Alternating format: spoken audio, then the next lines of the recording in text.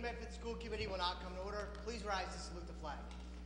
I pledge allegiance to the flag of the United States of America, to the republic for which it stands, one nation, under God, indivisible, with liberty and justice for all. Mr. Secretary, would you please call the roll? Mrs. Cunyo. Present. Mrs. De Benedetto. Present. Mr. Falco. Present. Mrs. Scarpelli. Present. Mr. Scarry, present. Mrs. Vanderklu. Present.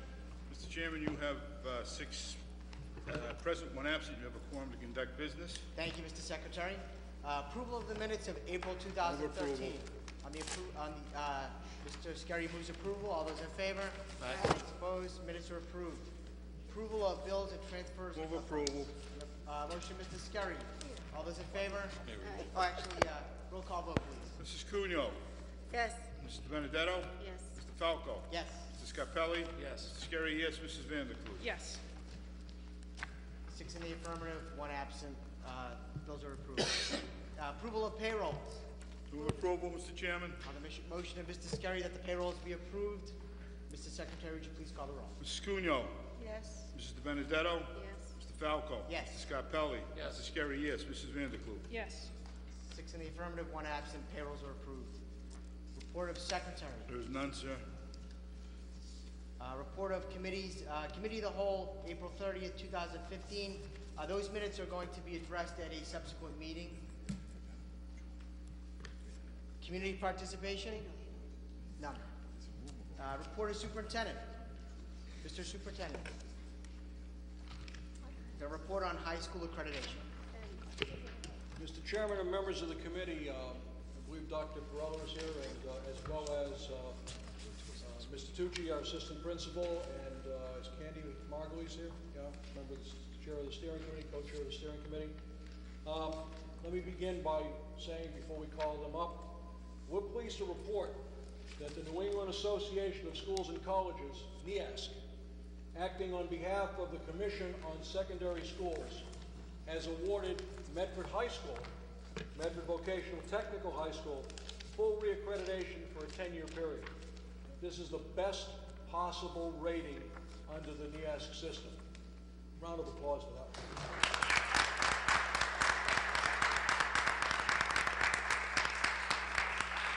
A lot of credit to a lot of people. The high school accreditation process, as you know, is a major undertaking. Congratulations and credit for the preparation of our self-study and evidentiary submission, as well as the competence on the on-site visit belongs to the leadership of both the high school and the vocational school. And Heidi's here also, the steering committee, faculty, staff, and students. There are many significant findings, but I'm going to cite a few of them here before we call up our leadership. The school board, that's you, superintendent and principal are collaborative, reflective, and constructive in achieving the school's 21st century learning expectations. In talking to the various people who come in, they don't always find that to be true, that people talk to each other. Surprise. The school is a safe and respectful environment that responds to the diversity of the school community. The school has made significant capital improvements and technology investments. There is a strong collaboration between the principal of Medford High School and the director of the vocational school. Teachers who personalize instruction help meet the needs of a majority of students. The use of formative and summative assessments in the classroom for the purpose of informing instruction. The teachers' practice of giving timely feedback to students. The students who feel supported and cared for by their teachers. All powerful statements. The personalized care and attention that is given to the various wellness needs of the school community, the topic that we addressed the other evening. The active and effective site council and parent-teacher organization, and the cultivation of many productive partnerships. These above commendations that I'm reading are only a sampling of the findings by the visiting committee and the commission. Naturally, there are recommendations for improvement as well. However, when taken in context, the overall picture of our high school and vocational school is excellent. The report is in front of you. I'm going to give you time to read it and digest it, then we will schedule a committee of the whole to go over any aspect of it in detail. But I think, we take a little time to reflect on it. That will give us a better opportunity to pick those areas that we want to concentrate on, especially as we go into budget. So, Mr. Chairman, without further ado, I'd like to bring up the leadership of the high school, Dr. John Perella, Assistant Principal Nick Tucci, Director of Vocational School Heidi Riccio, and Steering Committee Co-Chair Candy Margulies to accept your congratulations and at the same time answer any questions you may have and to make whatever statements they want to make. Mrs. Vanderkloot. Well, first, congratulations. It was and is always a lot of work, but we are so appreciative for that work. And I think that as I read through this report, that the things that really struck me was when we got to that part about school culture. And that just made me feel so proud that when we say, we have the best students and that we appreciate all of them and we celebrate their diversity and that they feel cared for, those were just golden nuggets to hear that somebody else walking in who's never been to our school before so quickly picked it up, because that's certainly what we as school committee members and I, for all these years, that's what we want, and we are so appreciative. And it's great that the collaboration now between the two schools have so much added to that. We want each of our students to be recognized for their individuality, celebrated for their diversity, felt that they are cared for and that there are people who care for them every day. And that's, as I was looking through this, and I know there's many recommendations and other things that we could talk about or whatever, but that's what came through so strongly, and I really appreciate that. Thank you. If I could say a few words, the four of us are standing up here tonight receiving this congratulations, but really this is a full package of celebration for everyone in the community, from the superintendent to the school committee to all the teachers and to the students themselves.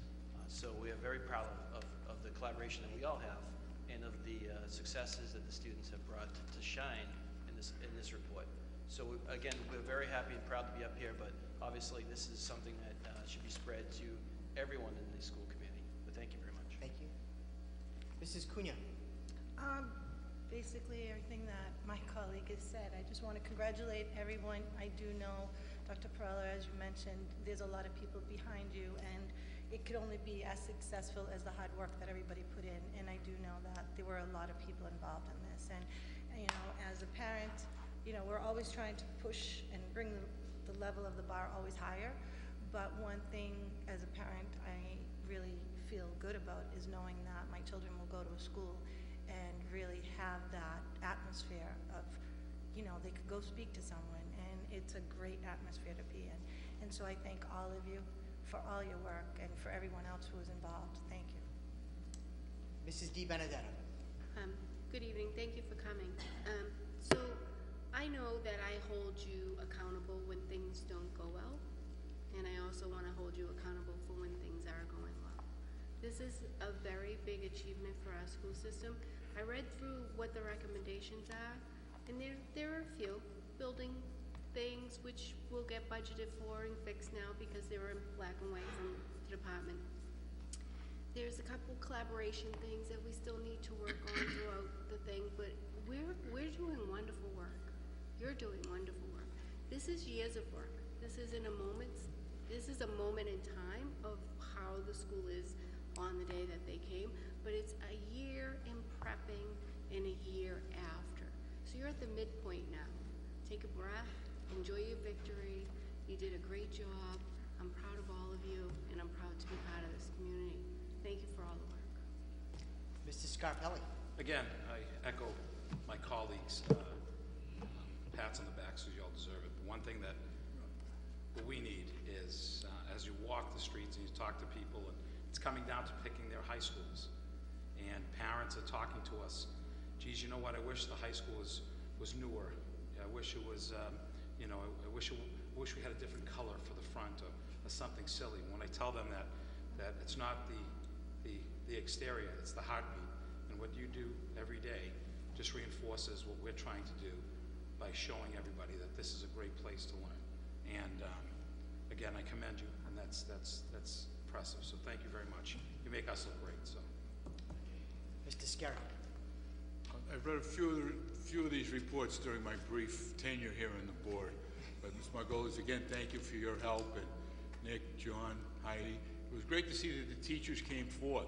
As in years past, trying to get any information out of them was like pulling nails.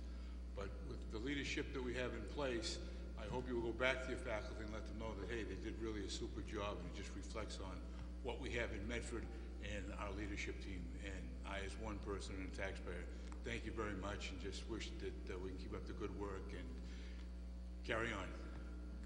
Mrs. Vanderklee. So I'm wondering, this has not yet been announced to the students, correct? No, it is not. So I'm wondering, and maybe there's a few dollars that could go towards this, whether we could do something fun to celebrate it at the high school with all the teachers and administrators and the kids. I don't have anything off the top of my head, but it seems like this would be worthy to. Heidi, you've got something right away. Come on, come on. To acknowledge all the hard work everybody put into this. So I would request that the superintendent be find some. Perhaps there's a few extra dollars here or there that might go for having some sort of recognition at the high school that everybody can share in. Well, Heidi's husband. With your approbation, you can be sure there'll be a party. Did you? Yeah, I was Mrs. just Cunha. gonna say, I mean, the day, I know it already happened, but I don't know if there's another day that's coming up, but usually the kids will have like a spirit day or a fun day or something like that, so maybe while all the students are in that atmosphere, maybe we could have something a little bit special for them, just to throw it out there. But I also wanna say, I just wanna piggyback on what George mentioned, and I have to say that this year it's been really a lot of fun already, going out and listening to parents. That usually I'll have parents say to me, what are you gonna do with that vocational school? You know, these students are going here and we're gonna lose them here, and why don't you try this program, and what? And I can honestly tell you, I was out a lot this weekend, and it was really nice to hear parents say, you know, my son's going to the Voc, or my daughter's going to the Voc, and they're freshmen this year, and I had no idea how wonderful it is and how things are moving, because you have all these rumors out there of, you know, we're trying to destroy the vocational, or we're trying to get rid of the vocational, and they're finally, everyone is finally understanding. We're not trying to get rid of anything, but really to make it better and to give the students the best opportunity possible. So when I throw in now that, you know, our vocational students are taking languages rather than taking night courses at night, because a lot of them go off to colleges, people are like standing back now saying, really? I didn't know that. So again, this is all the hard work that, as my colleague Erin had said, it's years of building, but it's finally coming together, and I couldn't be prouder, so thank you. Mr. Falco? Mrs. Vanderklee. I was also just wanted to mention that we're supposed to have a meeting of the Public Relations Subcommittee, and I think that because this is a piece of it, this is a piece of that we want to make sure that the whole community understands some of the things that have been said in here. I think we have a tentative date of May 14th, is that true? May 14th? No. Oh, so what's, You know, we've got a lot going on, but I've got some suggested dates as we move into the evening tonight. Okay. We'll go over a whole list of dates, and you can pick. If Okay. we could, Wanna make sure we schedule that do in a month. The better, yeah. Yeah, we will get Sooner the scheduled. better. Okay. We have a couple of dates in the month of May that are open that hopefully everyone can make. Dr. Farrar. If I could add a few things too, I love the idea of celebrating with the students, and primarily because the students are really what make this report. And when you get a chance to really dig deep into it, what you'll find is that the students really make us what we are. And you know, it's kind of cliche in many ways, but again, when you get deep into that report, you'll find that they were raving about how the students perceived what we did, how they reacted to the teachers, and how they interacted with each other. So the cultural pieces to that, that's because we have some of the greatest students, probably I think we have the greatest students in the state. And I also agree that we have the greatest teachers in the state. And I think this school committee really embraced us and made this all possible. So again, it's a full collaboration. Thank you. And In fact, as a reward for all of you, you're invited to the junior prom. Well, All you have to do gee, is get a date. I'll already be there, 12 to 6. if I may add really quick, congratulations to all of you and to the whole team that was involved. Great job, fabulous. There are a lot of great things happening in the Medford Public Schools, and this is one of them. So great job, fabulous. I agree with what all my colleagues said, so just fabulous job. Thank you.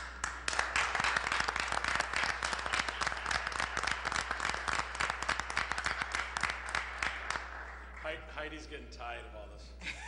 This is just getting, Okay, on the motion of, Mrs. De Benedetto. on the motion of Mrs. Di Benedetto that the report be accepted and Sure. placed on file. All those in favor, all those opposed, the report is accepted and placed on file.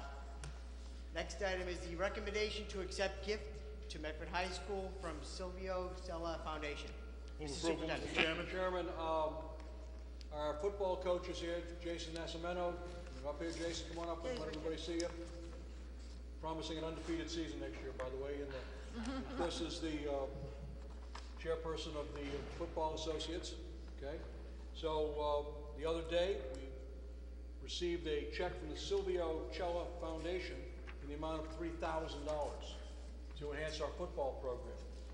Silvio Cella was an outstanding educator and athletic director and coach at Revere for many, many years. And his family has put together this foundation in his honor and memory. And Medford was the recipient this year. He was a 49-year veteran as a football coach, athletic director at Revere High School.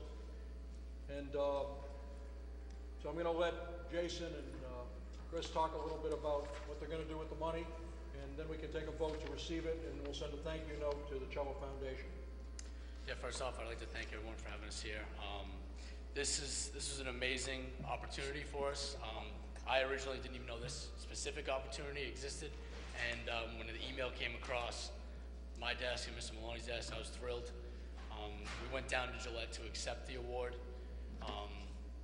and you know, it's fantastic for this opportunity to give back to the kids that work so hard, even now in the off season, weight training and attending camps and clinics and stuff. They really do a fantastic job.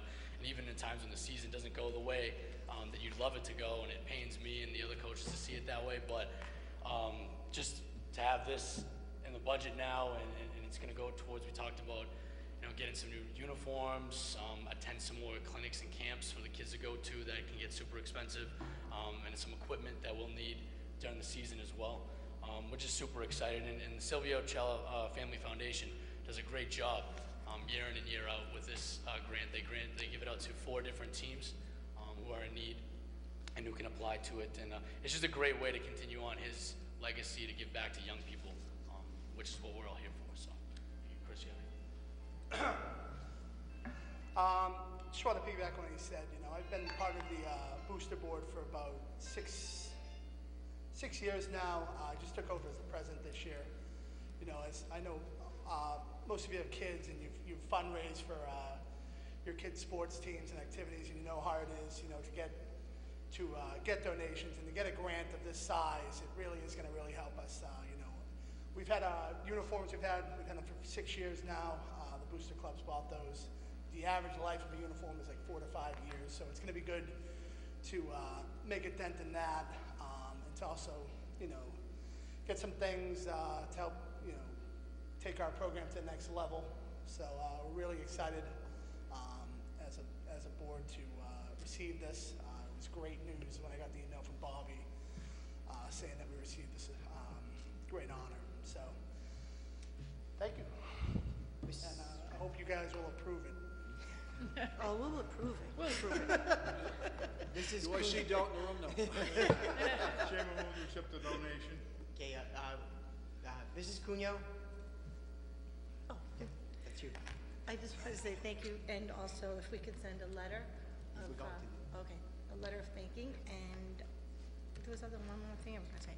To Mr. Nascimento, not only do I want to say thank you to you for being the high school football coach, and the team has done a great job, and I don't think I'll forget the last Thanksgiving game ever, but I also want to commend you on the academic side of what you're doing. You've done a terrific job, and I hear the students all the time speaking about coming down. So I just wanted to say thank you to you on that. Thank you. Mrs. Vanicliffe? I just also want to say great job, and it's wonderful to hear, like sort of part of the previous report, when our students also are being recognized for being good athletes, and we're going to do our part too, because we're going to make sure that your line item is not cut any way, shape, or form because of this excellent donation. So we'll make sure that it is a plus as it's meant to be. Thank you. Mrs. Di Benedetto. So did you apply for this grant? Yeah, Mr. Maloney applied for it, and I wasn't aware of it, and all of a sudden it came across. It was awesome. So it was a surprise to It you was a that he had surprise. done It that? was amazing, yeah. And today, with how tight all, our budget has been and the program is really run well, and we all appreciate that. But these type of situations, when teachers and administrators go out and go above and beyond to bring money back into the community and to our students, I just want to say thank you to you and to Mr. Maloney for taking up these opportunities and to be proactive and on our students' behalf. So I hope you tell Mr. Maloney, and I'm telling you directly, that I love to see this, and the teachers and the care that you, and the effort that you put forth for our students. It's appreciated. Thank you. Thank you. Mr. Murphy, you had a, While I have you all here, I just want to invite you all, June 18th, we're going to have our big fundraiser we do every year. It's the 12th year we've done the Push-A-Thon. It's going to be at 3 o'clock at the high school. You guys are all more than welcome to come down, time some push-ups that the kids do. It's one of our biggest fundraisers, and the kids have a lot of fun. I can do 2. Are we doing push-ups? You guys, if you want to, I know George can do like I 5 could do 2. push-ups in 10 minutes. No, so. 2. So what time is this, on the 18th? It's at 3 o'clock, June 18th, at the gymnasium. okay, thank you. Coach Nascimento, good luck in the upcoming season. Thank you. Thank you for being here tonight. Chris Murphy, congratulations on being named president of the Football Associates. Thank you to Athletic Director, Mr. Maloney, for obtaining the grant. Any other questions? Motion to approve. Okay, on the motion, Mr. Scarry, to approve, Mr. Scarry, can you please call the roll? On the motion to Mrs. Cunyo, accept the $3,000 grant. Mrs. Cunyo, Mr. Benedetto? Yes. Mr. Falco? Yes. Mr. Scarpelli? Yes. Mr. Scarry, yes. Mrs. Vanderklut? Yes.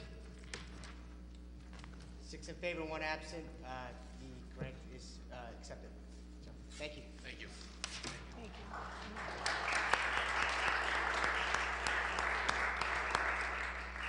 you. Just like Belichick, we won our version of the Super Bowl against Malden last year. We're ready. Okay. Next item is the recommendation to approve extended year, day, and evening programs at Medford Vocational Technical High School. Mr. Superintendent.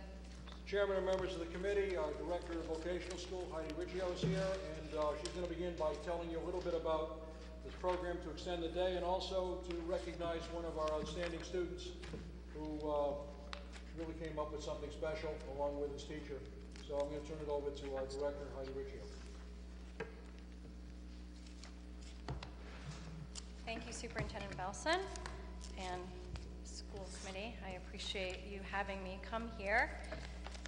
I would like, I don't know if that was true or not, but okay. It is so true. So true, I promise. Because it's all good stuff. So in your package today, you have a couple points of interest. The first point of interest is extending or reconnecting with our evening school program at the vocational school. As you know, in the past, we have had a very successful evening program, and I'm not sure when it ended, but it did end at some point, and we believe that our students deserve continuing education at a value price. So instead of going to a proprietary school, there should be no reason why our students are not continuing their education at Medford Vocational School in the evening. In addition to that, that serves the community at large as well, because there are plenty of tradesmen out there within the Medford community that would benefit from continuing education units, which is required in order for them to maintain their license. So there are a variety of classes that we're starting with for next year. We are keeping it limited so that we can grow the program. As you know, whenever you start programs, you need to slow and steady and make sure you get all of the bugs out. We have had a successful electrical program using Gould Institute last year, but they removed the contract and is using another vocational school down north, and so we would like to have our own electrical school at Medford Vocational School, as well as cosmetology, which would be a full 1,000-hour cosmetology licensure course, as well as a 100-hour nail technician course. There are also a variety of other classes that we are investigating, including welding and metal fabrication. As we know, sheet metal is a requirement for all industries within the construction industry, that they are certified in sheet metal and have so many hours towards that license. So we'd like to continue that as well. So that's for the evening school. And I don't know if you have any questions related to evening I can. school. Mr. Scott Yes. Belli. Well done, Ms. Riccio. I think this is something that I've been talking about when a friend of mine who is working at Lawrence Vocational Tech and now who's at neighboring community talked about how schools would open up their vocational school and offer programs like this to our eighth grade students to see and get interested in vocational education, and also just for the novice to explore summer programming, getting more involved. The nominal cost is something that will cover the teacher's pay, the equipment that's needed, and any upkeep for the building, correct? Correct. Typically, when you re-engage in an evening school program, there may be a small incremental loss in the first 3 years. Right, it's expected. But it's really an investment that you're making for a long-term commitment for evening school. So there may be an incremental loss, which obviously would be recorded, but the intention is for it to be self-sustaining. Well, if you look at the top-notch vocational schools in the region, I think they not only do they have a great high school program, but then an evening school too. So I applaud you and congratulate you again on moving us forward. So thank you. Mrs. Cunha. Just basically, thank you, and thank you. This has been something that we have been pushing for a very long time. I am totally excited about this. It's been a long time coming, and the way it's presented, the way it's set up, I can't really express how happy I am about this. I will ask, I know that this is for after school more at night, but just again, I know we've had the discussion of maybe something in the summer for maybe students that might be interested, or even something during the school year, like after school, if that's possible. Totally understandable that this was never, I know that when we brought it up in the past, it was never to make money. It was really to get a foundation started up to bring more eyes and ears to the vocational side of our school, to give all students the opportunity to see what we were offering. And I really commend you all and all the teachers that were involved in this, because this is a long time coming, and I can't be more happier than this. Thank you so much. Thank you. Mrs. Di Benedetto. Just to clarify, this is just the evening classes for children that have graduated from Medford Vocational High School and other graduated high school people that want to continue their licensure or complete a program. Am I correct? Correct. So it's for recent vocational high school students in Medford and beyond, but also for the existing workforce who have to continue their education, or often what we will hear from students that maybe they graduated 2 years ago, and to go to a proprietary school, they don't actually get financial aid. They get loans, but they don't get financial aid because a degree isn't offered. So because of that, it becomes very expensive for them to be able to support and to be able to pay for this coursework. So typically when a vocational school offers that evening program, it is anywhere from 50 to 75% of the cost compared to a proprietary school. So this is actually twofold. So we have that evening school program for the continuing ed, which we are hoping to get off the ground so that in January we're able to offer those enrichment type courses for whether they're existing high school students or even just the community at large, kind of like the fun classes, maybe a knitting class, but it's really getting this. The focus is to get the training that these students need at a reasonable cost. The second part of this program is a summer exploration program for incoming 8th grade students, and you have been given the registration form for that, and we've selected 30 students at each of the 2 middle schools in Medford, and we've already received multiple phone calls. They want us to take credit cards, so I said, not yet, but any help on that would be greatly appreciated, because I know everybody uses credit cards now, but we are offering 5 to 6 different programs for incoming 8th graders to explore the vocational school, knowing that we are collaborating with the high school and their academic coursework would actually be already integrated with the high school, but yet they can opt and select. And we're using this as a promotional means for our programs. If I may add really quick, I know that Pat is working on the credit card piece. Hopefully that will be coming soon. So it is in the works. Yes. And, you know, we've been working on it, so that should be coming soon. Thank you. But Mrs. Vandekloot had a question? Yes, could you just, Heidi, could you explain that a little bit more? You said we selected 30 students from each school, which is to say they were sent this information specifically? I actually Targeted? did not select, only because I do not, you know, obviously know these students, but and we didn't necessarily hand select the students. What we did was to keep it equitable between the 2 middle schools, is that there are 30 slots from each of the 2 middle schools. So was it sent out to the entire student body? I know that it was posted. I know Paul DeLeva had posted it on his Facebook page and Twitter account, so I know that it was posted publicly. And then the interest would actually go to the guidance counselor directly at that middle school. Parents would need to sign off on it because there is a cost to this. In addition to that, they cannot have, there's a disciplinary and attendance piece to it, because we would want to make sure that that child is obviously safe working with equipment. Okay, thank you for explaining that a little bit more. Sure. So 60 is the maximum number of students you expect to be able to take? For this year, yes. For this year. And these courses, and I'm speaking specifically about the one for 8th graders, they will be taught by our current staff? We would post it, much like we would post any other positions, and the hope is that our existing staff would apply. If not, we would obviously reach out to the existing staff within Medford Public Schools. Okay. And that was my same question with the evening offerings.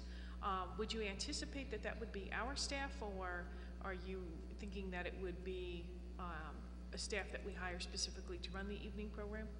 It's a combination of both, because when you are a Chapter 74 teacher's license is not equivalent to an adult education license, so they would need to be dual certified in that particular piece. So if they are, we would certainly want to employ our existing workforce because we know them and they know the community, but we would have to post making sure that they meet the requirements. Now, it seems when I've been up at the vocational school in the evening, I see many cars, and so I'm somewhat surprised that Gould has pulled out.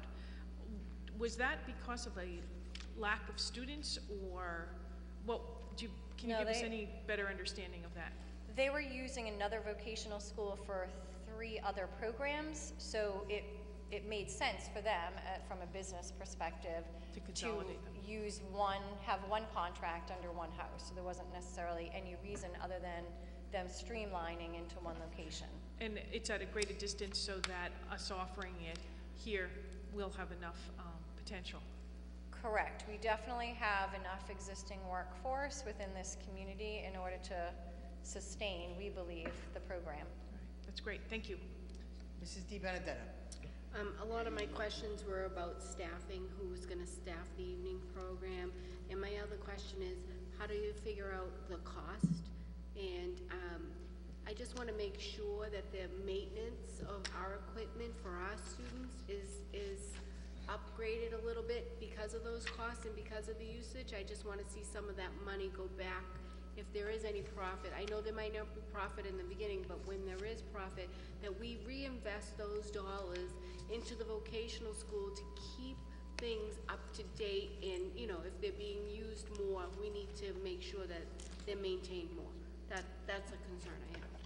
Thank you. That's a legitimate concern, actually. Most other vocational schools that have a Gould will actually enforce that they have an employee of that program on site at all times because of that very thing. If there is a maintenance issue or a maintenance concern, at my former district that was the case.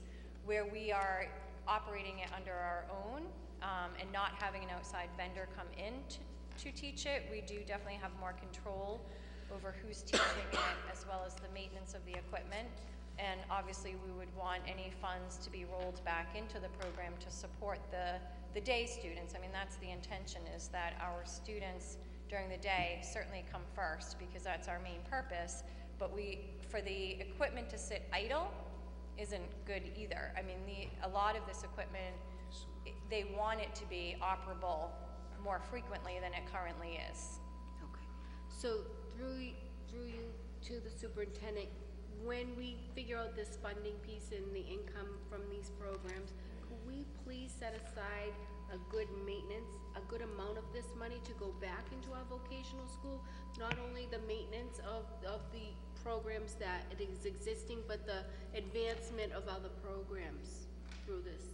The vocational school has revolving accounts. It's already been set up. The goal will be to take any tuition in and put it back into those accounts, and when there are surpluses in there, to reinvest it. In addition to our own budgetary allocations that we may make, or capital improvements that we may make, that may be beyond the ability of this particular type of fundraising. Thank you. Mrs. Cunha, did you have a question? No, I'm all set, thank you.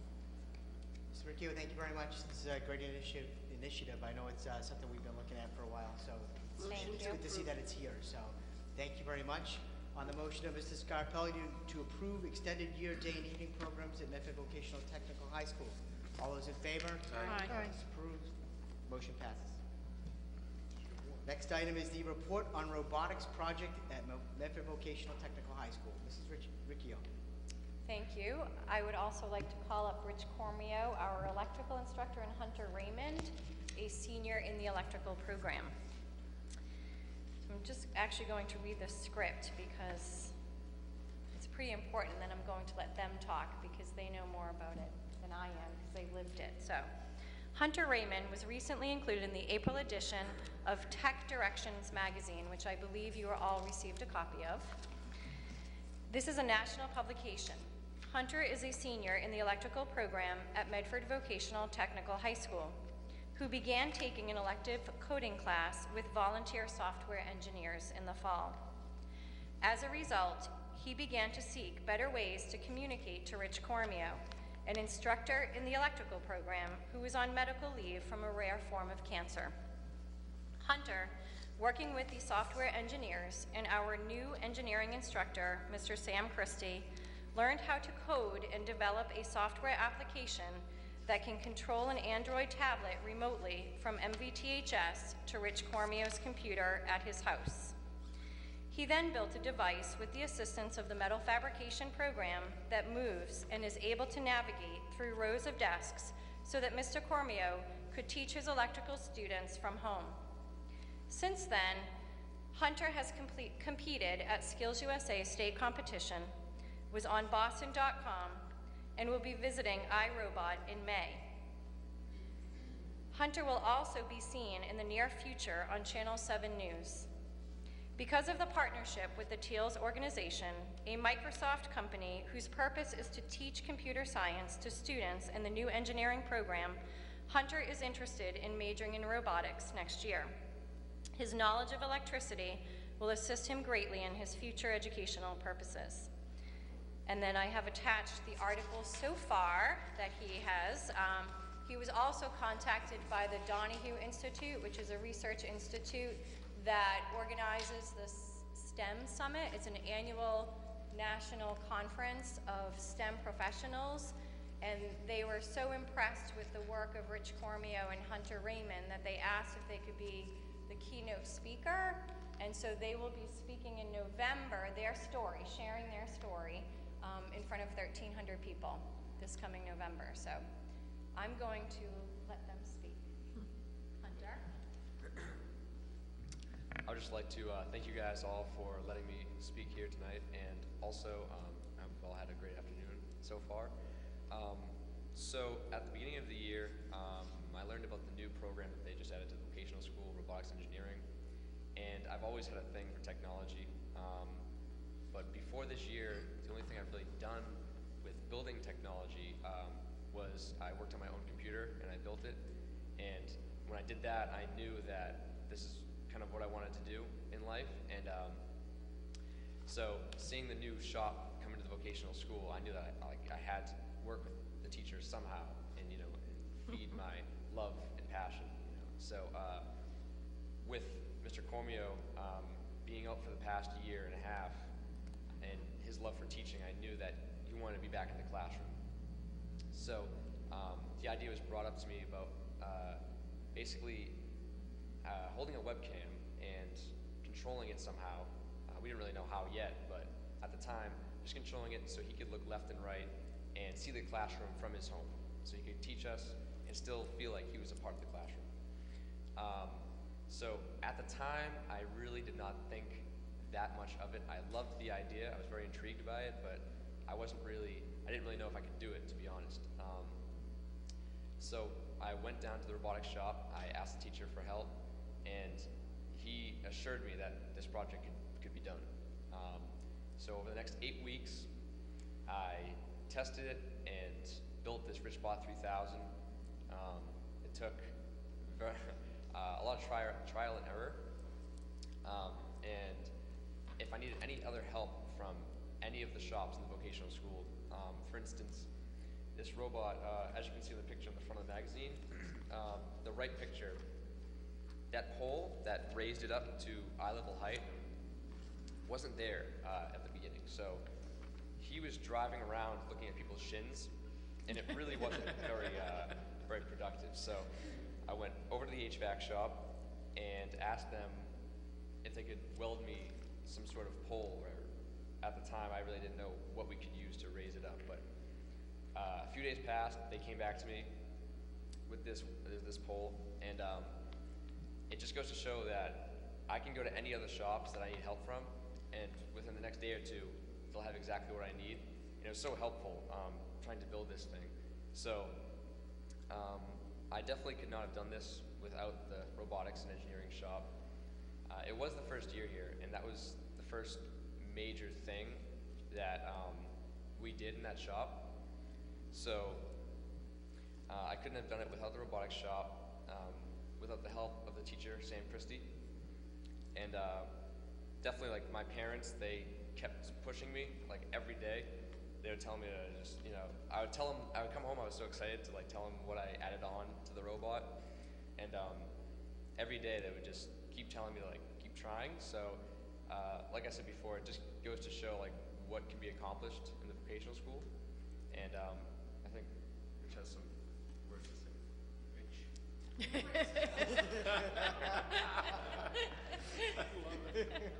It's okay. Don't worry. Don't listen to Mr. Cormio. Good evening, and thanks for having us here tonight. I would first like to start by thanking the school department for keeping my job for me while I was out. I originally thought that I'd be back in September, and then I had a little setback, and I was able to come back the 1st of January. It's been an incredible experience. When I first went out, I spoke to Mr. Belson, and I said I'd like to try something, different. Let's try teaching from home. And his words to me were, just go home and get better. And I appreciate that very much, because that first part of the year, before June last year, I couldn't have done what I did afterwards. In September, I did have a setback back in August, which kept me out of school again.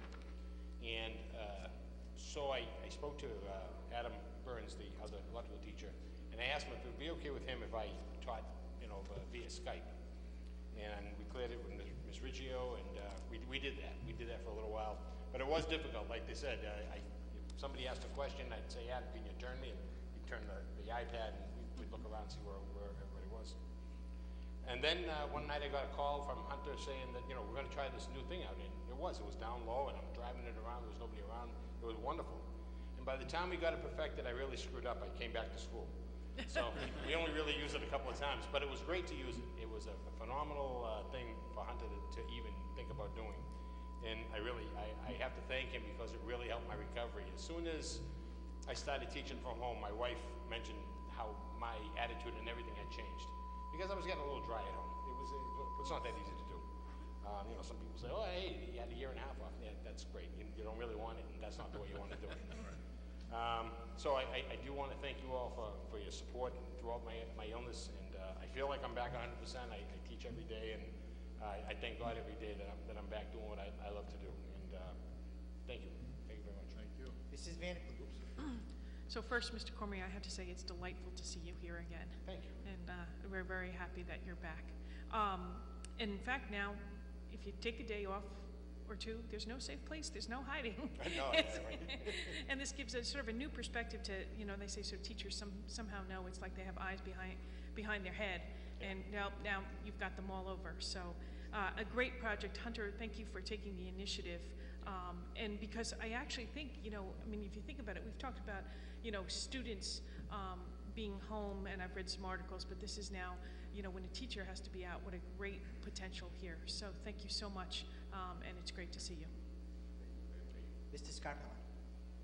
Again, Mr. Cormio, I know, thank God that you're with us, and I appreciate everything that your fight to be back in the classroom, so thank you. But Hunter, you are an unbelievable role model. I want to make sure that your presence here today, it just, again with the vocational school, when you talk about greatness in Medford, you're one of them. So I want to commend you, because this is something that should be, you know, screamed from rooftops, you know, that to have that incentive and have that dream and drive not to stop in what you believe in. You know, this is a story that I'm going to go home and talk to my 12-year-old son about, because that's very impressive. So I congratulate you. Nice job. Mrs. Cunha. I echo what everyone else has said tonight. First of all, Mr. Cormio, thank God that you are here. I know when you had told us a year and a half ago, it was devastating, you know, in the way it was. But you're here, and sometimes, you know, who knows? I mean, this was such a wonderful thing that Hunter has done. Hunter, like Mr. Scarpelli, you know, and everybody else, he is a clean-cut, articulate, nice kid in front of us. He's a vocational high school student. I can't be any prouder. And your parents must be beaming, because you have no idea how you have changed the stereotypical vocational student tonight. And you've made us extremely proud. And as I said, and I know we've talked about it so many times, there are so many wonderful stories. And yours tonight is just the topper. And these are the stories that need to go out. These are the stories that our community and everyone else around us have to hear. Because I am so tired about hearing about the bad kid or the bad person or something horrible happening. And we have so many jewels in this city that put us to shame. And you guys are the ones that are really the ones that are shining. So we really need to make these kids shine, and we really need to promote that. Mrs. Di Benedetto. I'm glad to see you here. And I also want to take this moment to commend our administration and our superintendent, because not only have I seen him support you and the need that you had, I've seen him do it repeatedly throughout a district to many of our teachers. And a lot of people don't realize how much of a big heart that administrative team have for all employees within our district. And I see it not only in the superintendent, but his whole administrative team, and repeatedly. And the community needs to know that. Secondly is, I wanted to talk more about this. I was speaking to my sister about this before I came tonight as I was reviewing the paperwork. In the bond that Medford teachers have with their students, and the commitment that the students have to our teachers as well. Now, your teacher was gone for a year and a half, so you must have had a strong bond with him for you to not give up when things got tough, and keep trying till you got it right. Yeah, he was the first electrical teacher that I had at the vocational school, and I had him for I'd say around a year and a half before he had to leave. So throughout that year and a half, like obviously we've built a very strong relationship, and seeing him not be able to teach and knowing how much he's taught me, I loved having him teaching me, so it just kept driving me to get him back in the classroom.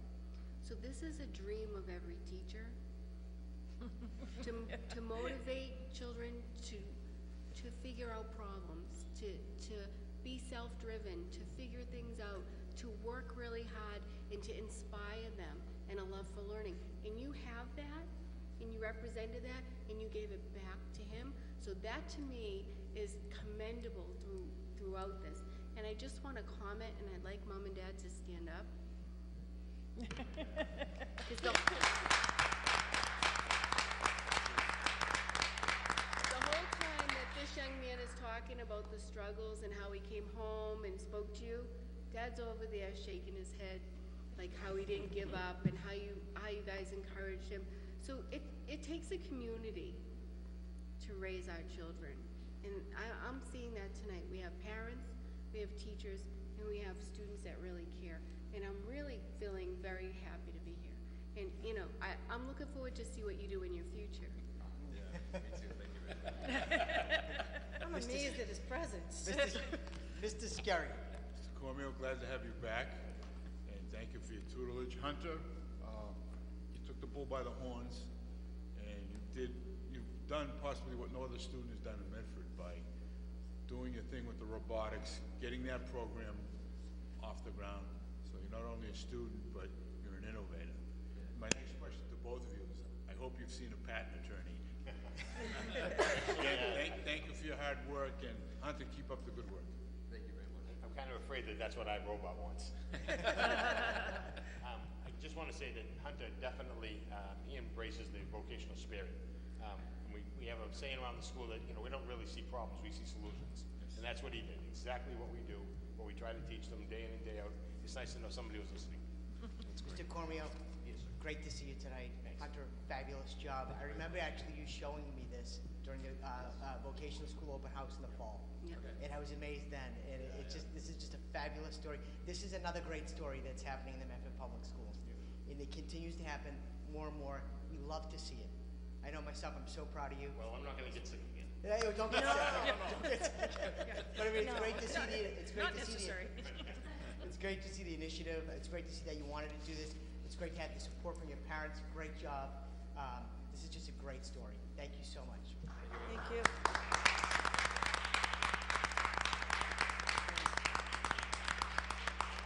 I'm just collecting my papers, but I think that this is a really great story to kick off our week-long festivities of Teacher Appreciation Week. So I just want you to know that it is a wonderful story because it's really about what the teachers do every day that's part of their daily world that changes these kids' lives. So we appreciate all of the teachers. Thank you. Mr. Superintendent. I just wanted to dispel one false rumor that seems to be making its way around the city. Hunter is not working on a robot that will be running for school committee. On the motion of Mrs. Van de Kloot to accept the report and place on file. All those in favor? Aye. All those opposed? Report is accepted and placed on file. Thank you. Next item, recommendation to approve school lunch price increase for school year 2015-2016. Mr. Superintendent. From a high. Chairman and members of the committee, I'm going to call upon our Director of Finance and Administration, Pat Veely, to come up and deliver this report and to tell you a little bit about why this is necessary at this time. Good evening, school committee. Jewel Bradley was going to be here with me, but she is not feeling well. The Medford Public Schools breakfast and lunch program serves a large portion of the school population and is currently at a financial break-even point. We're serving in the 40s, like probably midpoint 40s on our average daily basis. However, the food service program must ask at this time that a price increase be approved for both the breakfast and lunch services due to federal regulations and inherent cost increases. The requested price increases are federally and financially necessary. At the federal level, the price increase assists the district in meeting a regulation requiring school food authorities participating in the National School Lunch Program to ensure sufficient funds are provided to the nonprofit school food service account for meals served to students who are not eligible for free or reduced price meals. The whole logic behind that is that free and reduced cannot support the lunch program. They want to make sure that it's an equal amount of money coming from all avenues. Currently, the MPS lunch prices average $2.65 per lunch, which is a combined calculation of current pricing weighted by free, reduced, and paid meals. To meet the USDA regulation, meals should have been $2.70 for the current FY15 fiscal year. as of this time. Financially, the food service program is breaking even with the current revenue stream and the current expenses. Food costs have been increasing and reducing any reserves for maintenance and replacement of aging equipment. Additional increased costs can be expected due to undetermined collective bargaining. The current price of breakfast is $1. Food service program is asking for an increase of 50 cents, resulting in a breakfast price of $1.50. The request for the lunch increase is 25 cents per lunch. The current price of lunch is $2.50 at the elementary and $2.85 at the middle school and high school, resulting in $2.75 for elementary level and $3.10 at the middle school and high school, making our average weighted meal $2.90 a meal. The requested price increase should align the food service program with the USDA regulations for the next 3 years, barring any extreme food or labor cost increases. The last food service price increase occurred about a decade ago, according to what records that we could locate. The school committee is asked to approve the price increase at this time in order to provide ample notification for our families who will be using this essential program next year. Mrs. Vaniclute. So, Pat, what I'm understanding is that this is basically the federal government is moving this and saying we need to change our price. I have to tell you, when I got to this paper, I was shocked at $1 to $1.50. I mean, that just seemed such an increase for families. And you know, it's not, the problem is you've got the free and reduced lunch kids and they're covered. And you've got the families who can afford it. But you've got those families who are just squeaking by. And so they don't qualify. And that just seemed like a lot. Now, so I was surprised at that.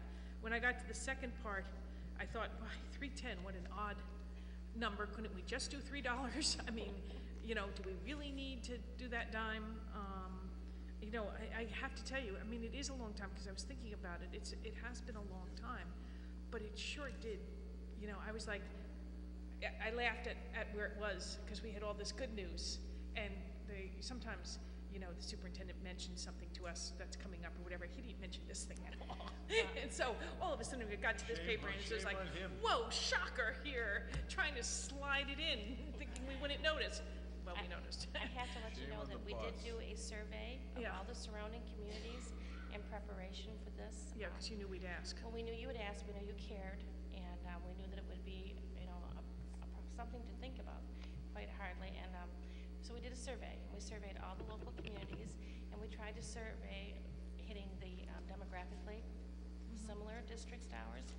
And breakfast in most communities is $2.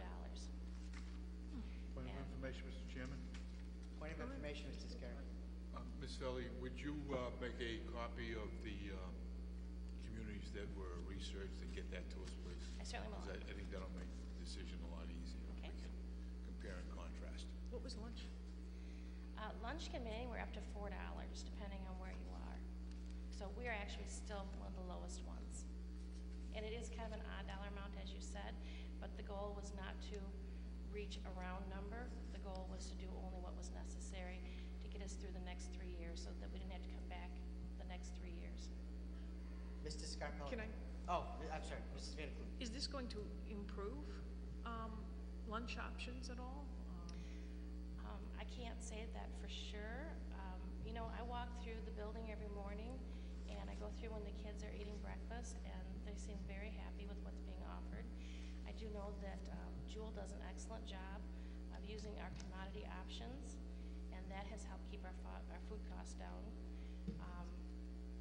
I don't know, you walk around the building and I don't hear a lot of complaining, and I see kids eating lunch, so I'm not sure. Okay. Mr. Scarpelli. If I can, I'd like to table this, move this along, because I think there's some information.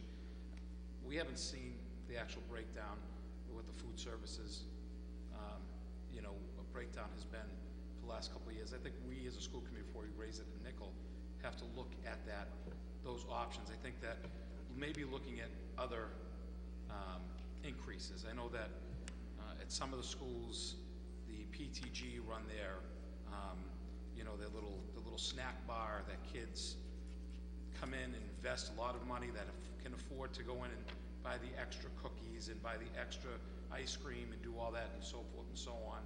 If we're at a point where we're looking to raise because I didn't take this as this is the federal government. The federal government numbers are one way. This isn't pushed by the federal government. This is us. This is our initiative. We're a nickel behind right now. Right, but this isn't coming from the federal government telling us we need to push anything. Yes.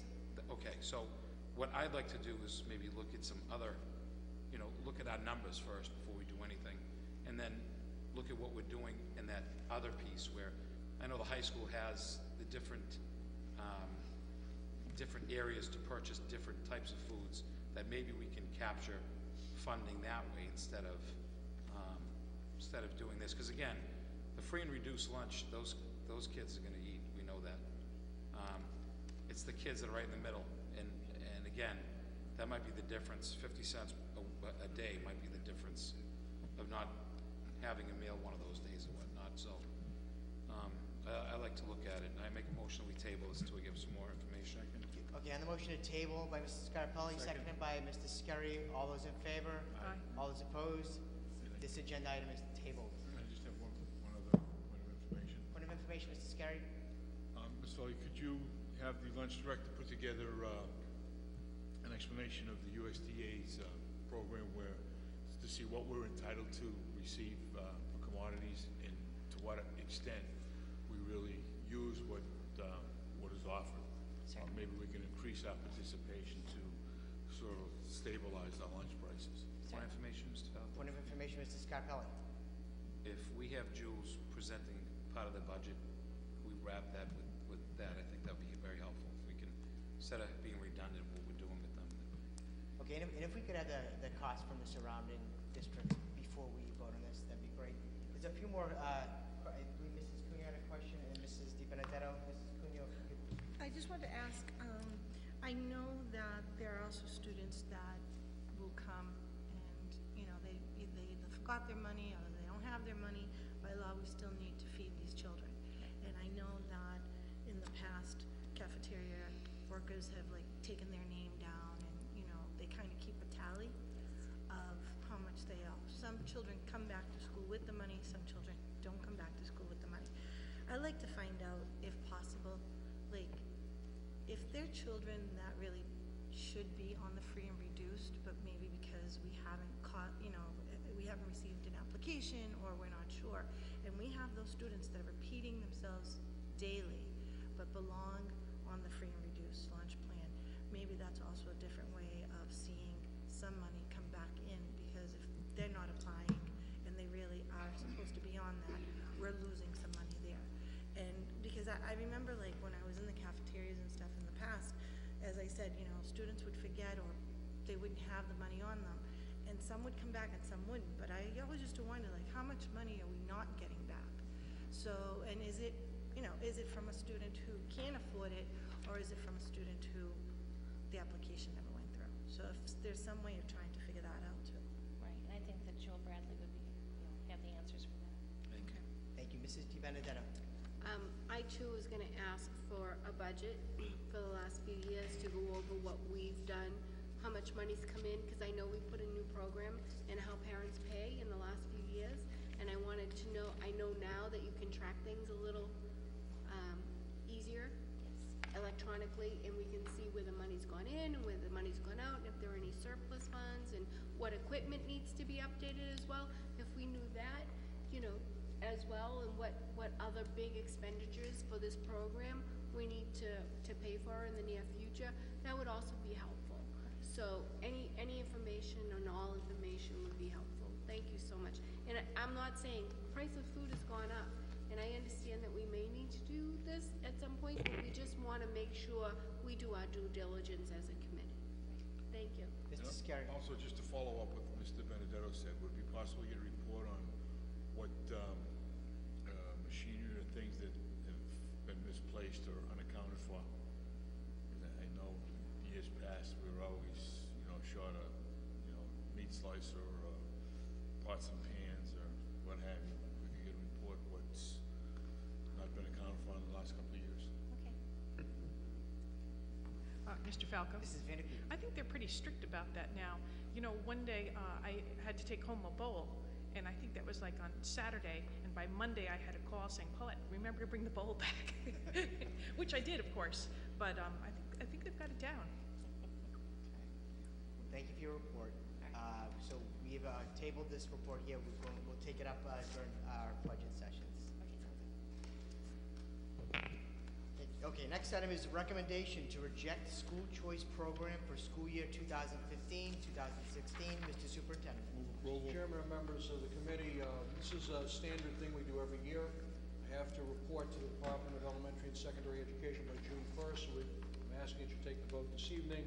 The choice program is a program in which, if we were to participate, we would have to take students from anywhere that wanted to come to Medford for available seats at approximately $5,000. It really doesn't work for us, so we recommend the school committee take the vote to reject school choice for the school year 2015-2016. Yeah, the motion of Mr. Scarpelli, seconded by Mrs. Vanderkloot. Mr. Secretary, would you please call the roll? Mrs. Cunyo. Yes. Mr. Benedetto.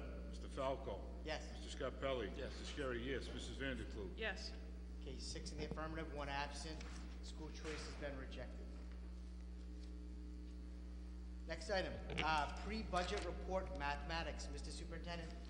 Mr. Chairman and members of the committee, I call upon our Deputy Superintendent to begin the process of introducing the departments who will be presenting pre-budget reports to you this evening. Good evening. Tonight we continue with our pre-budget reports.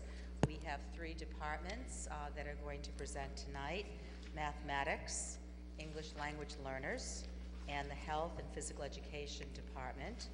And the individuals who oversee those departments have prepared their reports, and they'll be giving highlights from those reports as well as answering your questions. And so Carolyn Joy, our Director of Mathematics, is here tonight. Leslie Trotter, our Coordinator for English Language Learner Department, and Ms. Rachel Perry, who's our lead teacher for Health Phys Ed, with Dr. Riccadelli, will be presenting our reports tonight. We've organized all our reports into different categories, which you have. And again, each report has the previous year's budget. There is one correction on the bottom of this report. We have changed our meeting of the whole for the principals and school improvement plans from the 11th to the 13th. So Wednesday the 13th, we will have a meeting of the whole at Medford High School, at which time the principals will be there to answer questions. I believe you received those school improvement plans this evening. We ask that you do read them over so that we can use our time efficiently that evening. So again, having a lot of questions for principals rather than a lengthy presentation. So that will be on the 13th. We will also have 2 other departments. We hope to have another meeting of the whole to discuss technology as well as special education. But I don't believe we have a definite date for that at this particular point. So with that, I think we'll start with Mrs. Joy in mathematics.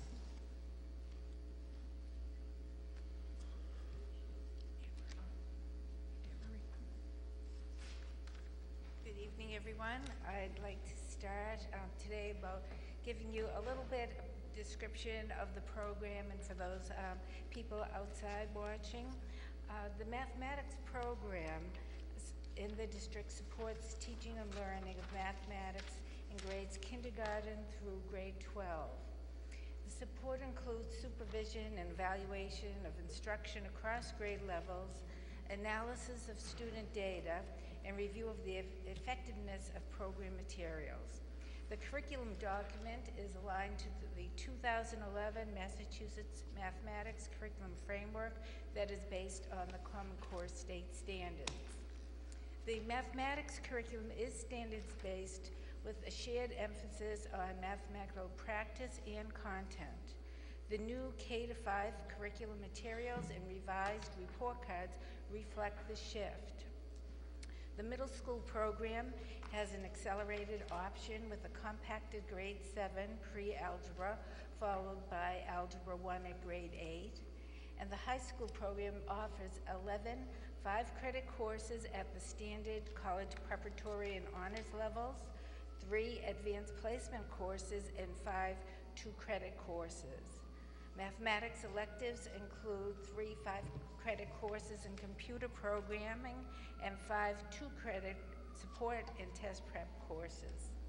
Mathematics courses for special populations are aligned to the district's curriculum. High school students are required to take and pass 4 years of mathematics to include a course beyond Algebra 2. Students can choose from 6 senior year mathematics courses to meet this new requirement, and a proficiency score of 240 or better, as determined by the MCAS testing, is required for the attainment of a diploma. Our primary instructional materials is the new Envision program at the elementary schools. Connected Math Project and Big Ideas Math is in the middle schools, and Prentice Hall's program, Tools for a Changing World, and a variety of other texts for all our courses post-Algebra 2.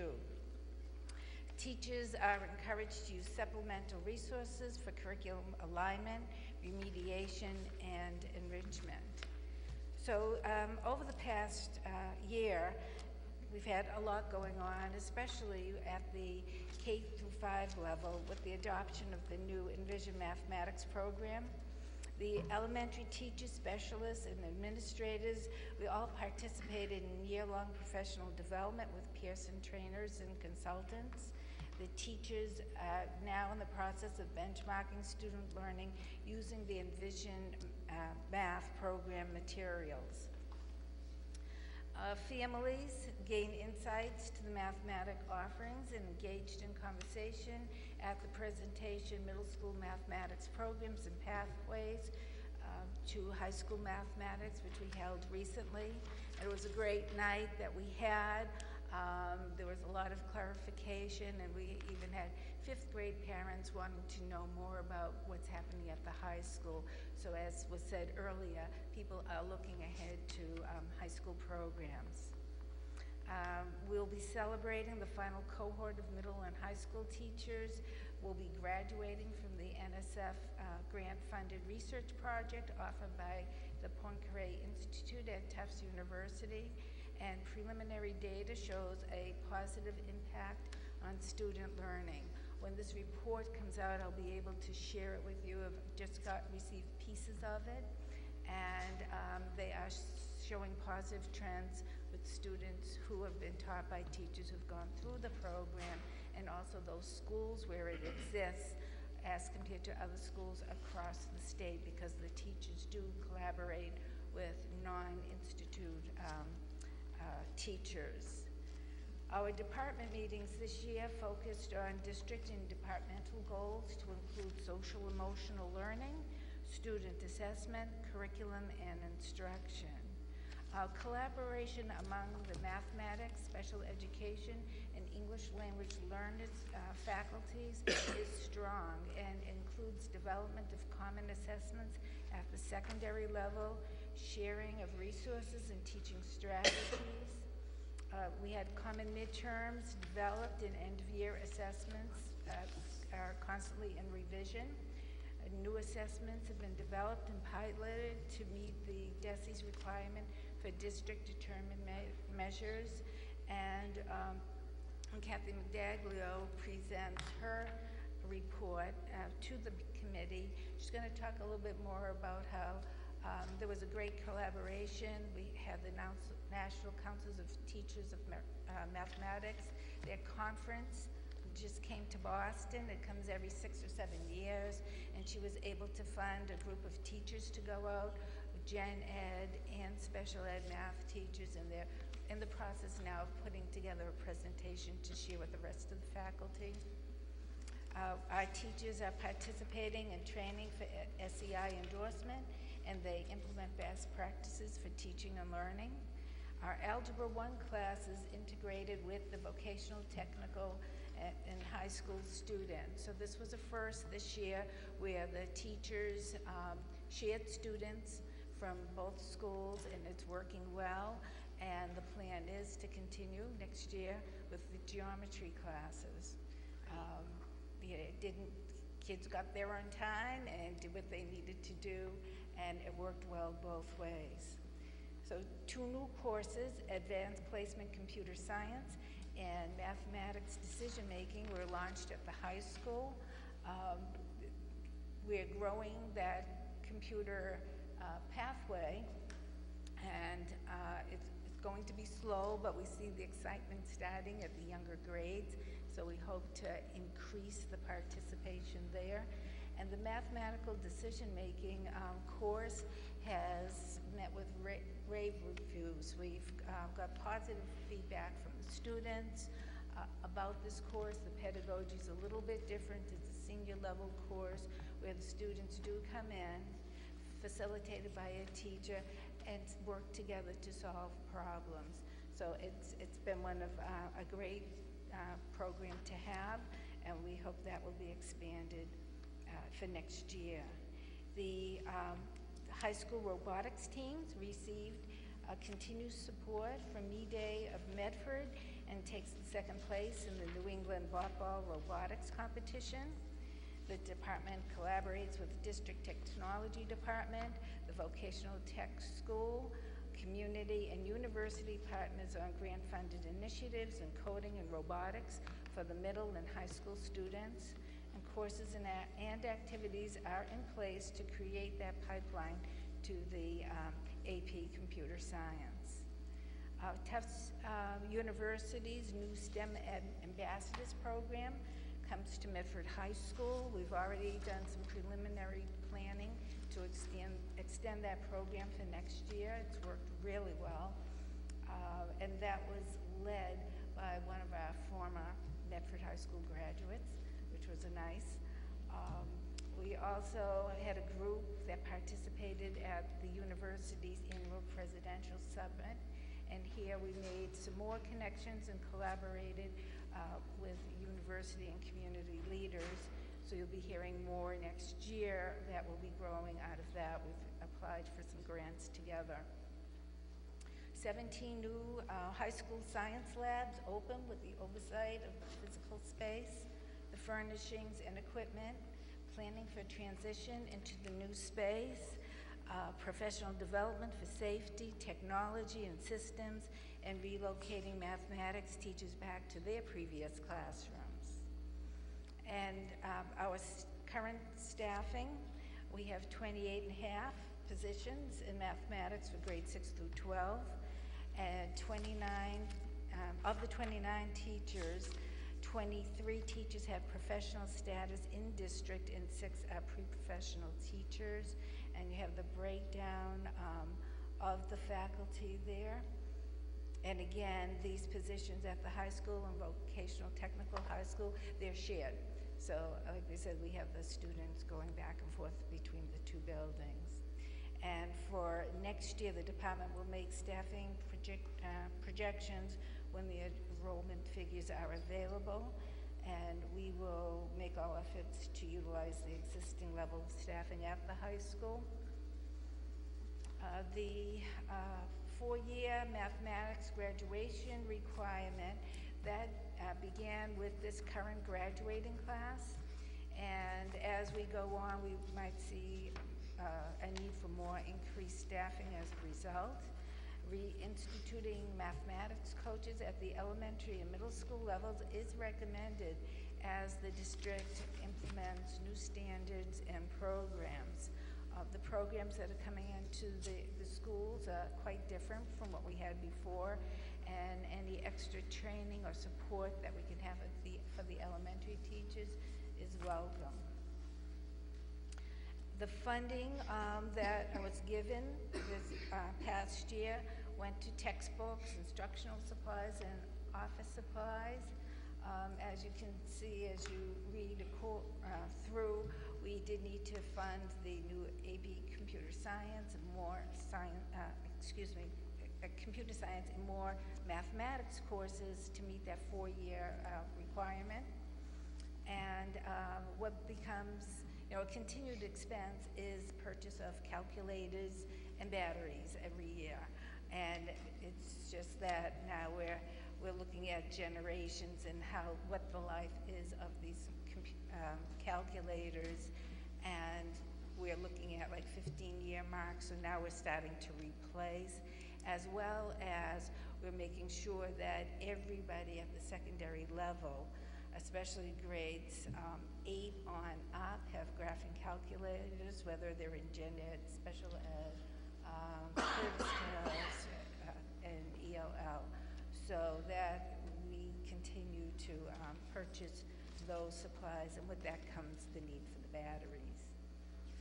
So for next year, our non-salary funding needs for the textbooks, I would like to do is be able to purchase one classroom set of the new Envision program for each grade level, because the numbers of students at each grade, it fluctuates, and we don't have any spare kits. So that would be like outfitting a classroom for 20 to 25 students and one teacher at each grade level. That would come to approximately $6,000 or $1,000 per grade. And then funded as last year would be rebinding of books. We do have old textbooks at the especially at the high school level. We're not ready to do a purchase just yet. And again, we might need to, because of the fluctuations in enrollments and the kinds of programs that we're offering outside of the general ed population and also for the vocational school, we want to be able to support any of their programming needs. Instructional supplies, again, level funded as funded this year for those typical supplies as the calculators and also the teaching supplies. But I've asked that we purchase some document cameras for the classrooms. Some teachers have gone out and purchased them on their own for their classroom because it's such a useful tool. At the Andrews Middle School, Principal DeLeva, he has purchased them for a good number of the mathematics classrooms. They're very, very useful, not for just only the teacher, but for the students. So it's a way for them to project student work. It's invaluable for special educators. When you want to model in 3D, you can actually put a 3D model under the camera and use the projection system that we have in place. So this will not be the quality as those that we purchased for the science labs, but it should be something that we would be able to maintain for years to come. So we'd like you to consider that change, and then the office supplies funded as in prior years. So the vision for the department is that all students be college and or career ready through the implementation of a well-articulated mathematics curriculum, and for the community to provide support for the tools and the professional development necessary to fulfill that vision. So some of the examples of long-term activities, again, our curriculum committee will be working to develop model curriculum units. They've already started that. It's been many teachers' goals to do that as part of the evaluation process. They did piloting district-determined measures that they developed this year, and that will be ongoing. And we're beginning to develop a new scope and sequence based on the Common Core curriculum, which is our new framework. We're looking for support and restructuring at the elementary level to strengthen mathematics instruction, and that support could come from outside programs, after school, summer, and also in school with the coaching piece. A commitment by the school committee, I look to you for a new program in grade 6 through Algebra 2. And this will come at a substantial cost. Right now, we have a segment of the middle school using new materials, piloting programs. We have textbook committees now developing again, where rather than piloting, publishers have sent me some examination copies, and we're actually going to go through them starting in June and through the summer, and hopefully by February we'll have some titles for you to look at and consider for purchase. Again, mathematics coaches at the elementary and middle schools to provide ongoing professional development in implementing these new standards, and participate in developing a K through 12 science and technology engineering curriculum that aligns to the mathematics program. The new standards have not been adopted yet, but once they are, we will be seeing the connections between the two, because the preliminary documents do articulate what students need to know in mathematics to be able to do the science. And here is a list of some of the goals, again, go along with those long-term plans for the department. Any questions? Mrs. Vanderkoop. Carolyn, I know that this has been with the completion of the science labs, and it's been quite a year for you, and I just want to thank you for all your work. I have two questions. One, the document camera, I don't exactly understand what that is. Okay, it's a freestanding device that could be put on a table that hooks up to the camera, to the computer, and also your LCD projector. So you can put an item underneath and it will project. So the students could actually, if they're working together in group work and they have something that they want to present to the class, they can just put a piece of paper underneath this camera and it will project the student work. So we find that it works well with those students who are not confident to go up to a board and write, that they might feel more comfortable bringing a piece of paper up. And then also it helps with the modeling. And the teachers find that it saves a lot of time. So a lot of these programs, you really need an hour to implement that. But if you have the right tools, it's going to help you, cut corners in time. So that piece of technology and seeing the teachers use it at the Andrews Middle School and a couple of teachers who bought their own at the high school, I think would be a worthwhile investment. And are they, how many of them, how much do they cost? They're about $300 a piece. Okay. And so, but I would work with the vendor to see how many we could get, so that I would start with the higher grades first, because the elementary program have a lot of pieces right now that are online. So through their program, it's a little bit different from what the middle and the high school have. Do many different companies make them? Yes. Okay. The second just comment I want to make, and this is totally about my places right now, okay? But down in your goals, one of your goals is increase MCAS performance by 3 percentage points. I would be much more comfortable if you identified increase the geometry strand, or pick out 2 or 3 different strands and say further students' knowledge of these particular stands, rather than saying increase it overall by 3 points. And it is about my feeling about the testing, and if we change whatever, I just don't want people looking at our paperwork and saying, well, we're driven by the test. I want to be driven by the subject. Right. What happens is every year after the data is released, we meet as a department and we go over the data.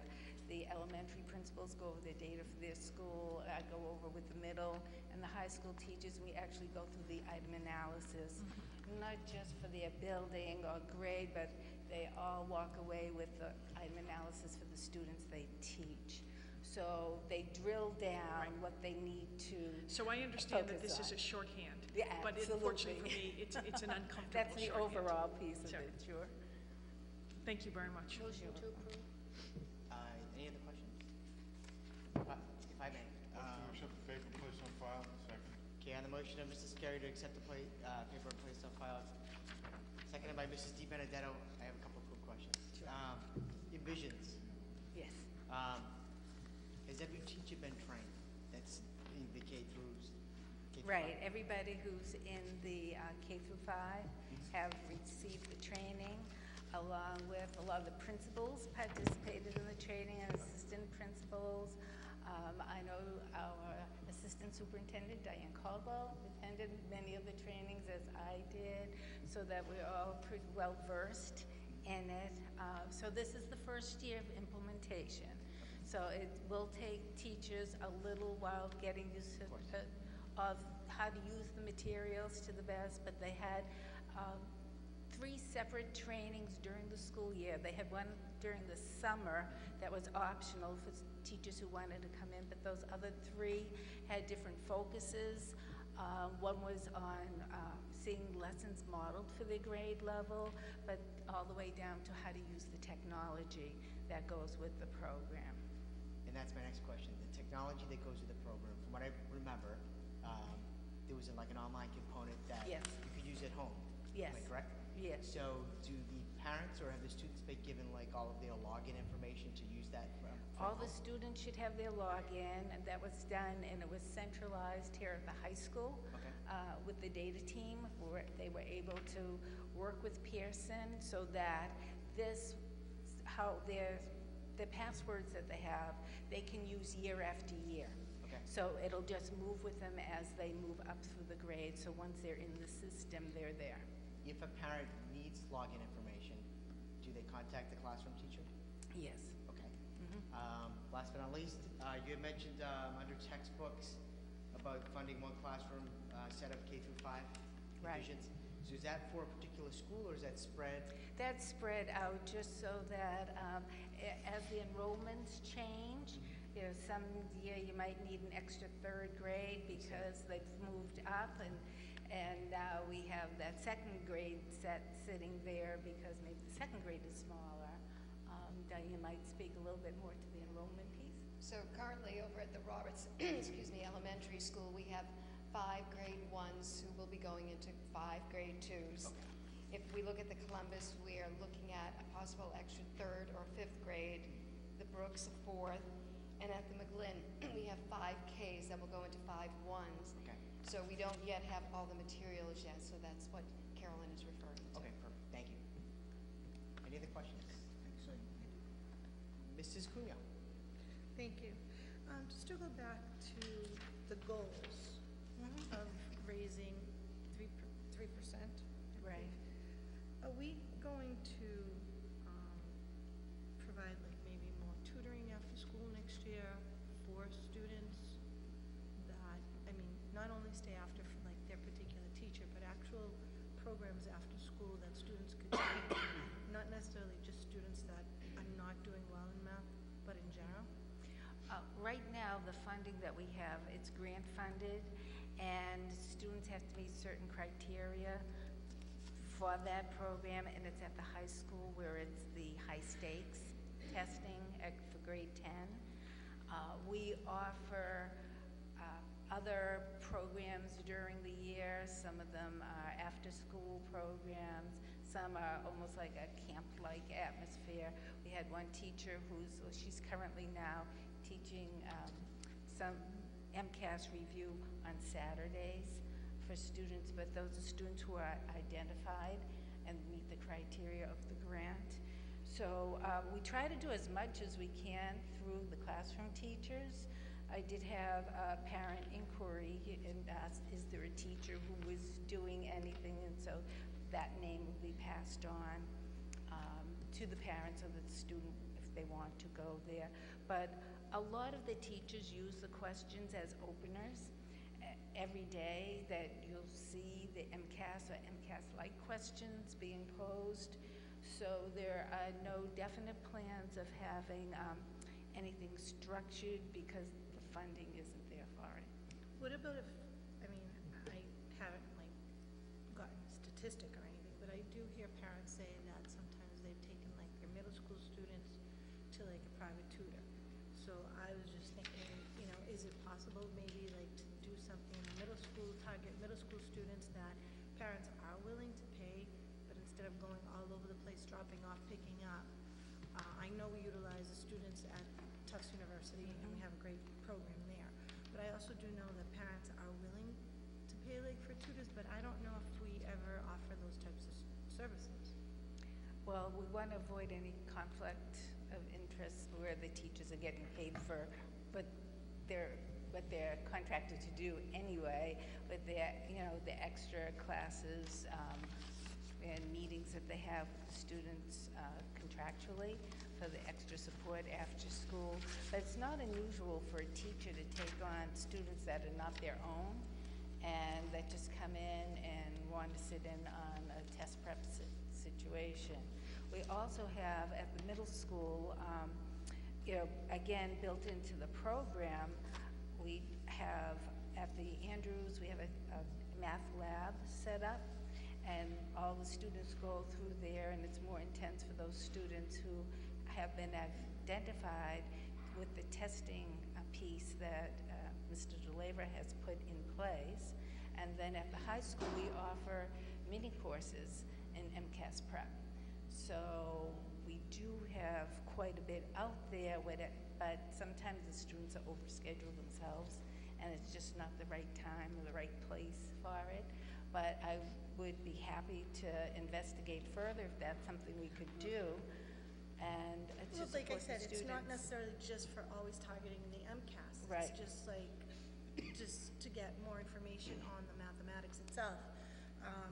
But you brought up a point, so, I mean, I know that, I'm not just saying Medford teachers, but I know teachers in general, no matter what city you work, some teachers have part-time jobs.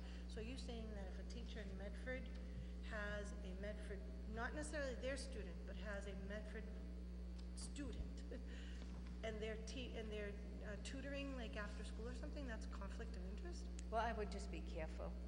I would be careful. If it's for a paid position. You know, I've never encouraged teachers to do something like that for pay. But it's okay for them to do it, let's say, for a student that's outside of the city. That would be better? Yeah, because they're not Okay, pulling I a was check. just curious Yeah. in the conflict of interest Yeah. thing. I hadn't heard that one before. All right, thank you. Any other questions? Okay, on the motion, Mr. Scarry, seconded by Mrs. Di Benedetto, that the pre-budget report on mathematics be accepted and placed on file. All those in favor? All those opposed? The report is accepted and placed on file. Thank you, Mrs. Thank you. Thank you. Next item is the the pre-budget report on health and physical education. Mr. Superintendent? Just bring up Rachel Berry to make that. I just want to say before Rachel speaks that she's just been doing a tremendous job as our lead teacher, also teaching full-time. So she has a lot on her plate, and she's just stepped right up and done a wonderful job. So Rachel. Good evening, Superintendent Belson, members of the school committee. You can stand up. Yeah, you can stand up, Rachel. Okay. The goal of the Physical Education and Health Department of Medford Public Schools is to enhance the well-being of the school community by creating a culture that integrates and balances the 6 dimensions of wellness: social, physical, intellectual, occupational, emotional, and spiritual. The department strives to encourage an active, healthy lifestyle, healthy decision-making, and lifelong commitment to wellness. Now, the department is in really 2 parts. It's the physical education and the health education. Starting with physical education in elementary schools, our goal is to teach basic skills and concepts that will enable students to participate in a wide variety of physical activities with success and enjoyment. Basic skills are learned and then applied to a wide variety of games, dance, gymnastics, and fitness activities. Moving on from elementary physical education, our students move on to middle school physical education. In the middle school physical education program, built upon the knowledge and skills that they learn in elementary school, we make it a little bit more advanced, so they're learning more advanced skills and concepts. Moving from middle school to high school, the high school program continues to build on these concepts and knowledge and skills. In freshman and sophomore physical education is fitness-based and allows students to learn about the 5 components of fitness, fitness testing, how to improve our fitness, and how to set up their own fitness routines. As juniors and seniors, the physical education program is a choice-based program, and our students choose their classes based on their interests. Some of the classes that we have for our juniors and seniors are first aid and CPR class, and that is for certification in both, net games, dance, team sports, fitness, wellness activities, and yoga. Moving on to the health education, at our elementaries, we have a 2nd step health curriculum at the elementary level, and that is taught by classroom teachers. We don't have dedicated health teachers at that level. At the middle school, for many years we used 2nd step as our health curriculum, and many teachers and administrators have thought that 2nd step is developmentally appropriate. but that it's not addressing the health issues that we're seeing today for our students. So what we did is we started to pilot the Michigan model at the middle schools at both the McGlynn and at the Andrews. The Michigan model is its second year of use at the high school. Having it at the middle school will help add continuity to the health education program. In the middle school, the guidance counselors and the physical education health teachers are covering the curriculum there. At the high school level, we are also using the Michigan model for 9th through 12th grade students.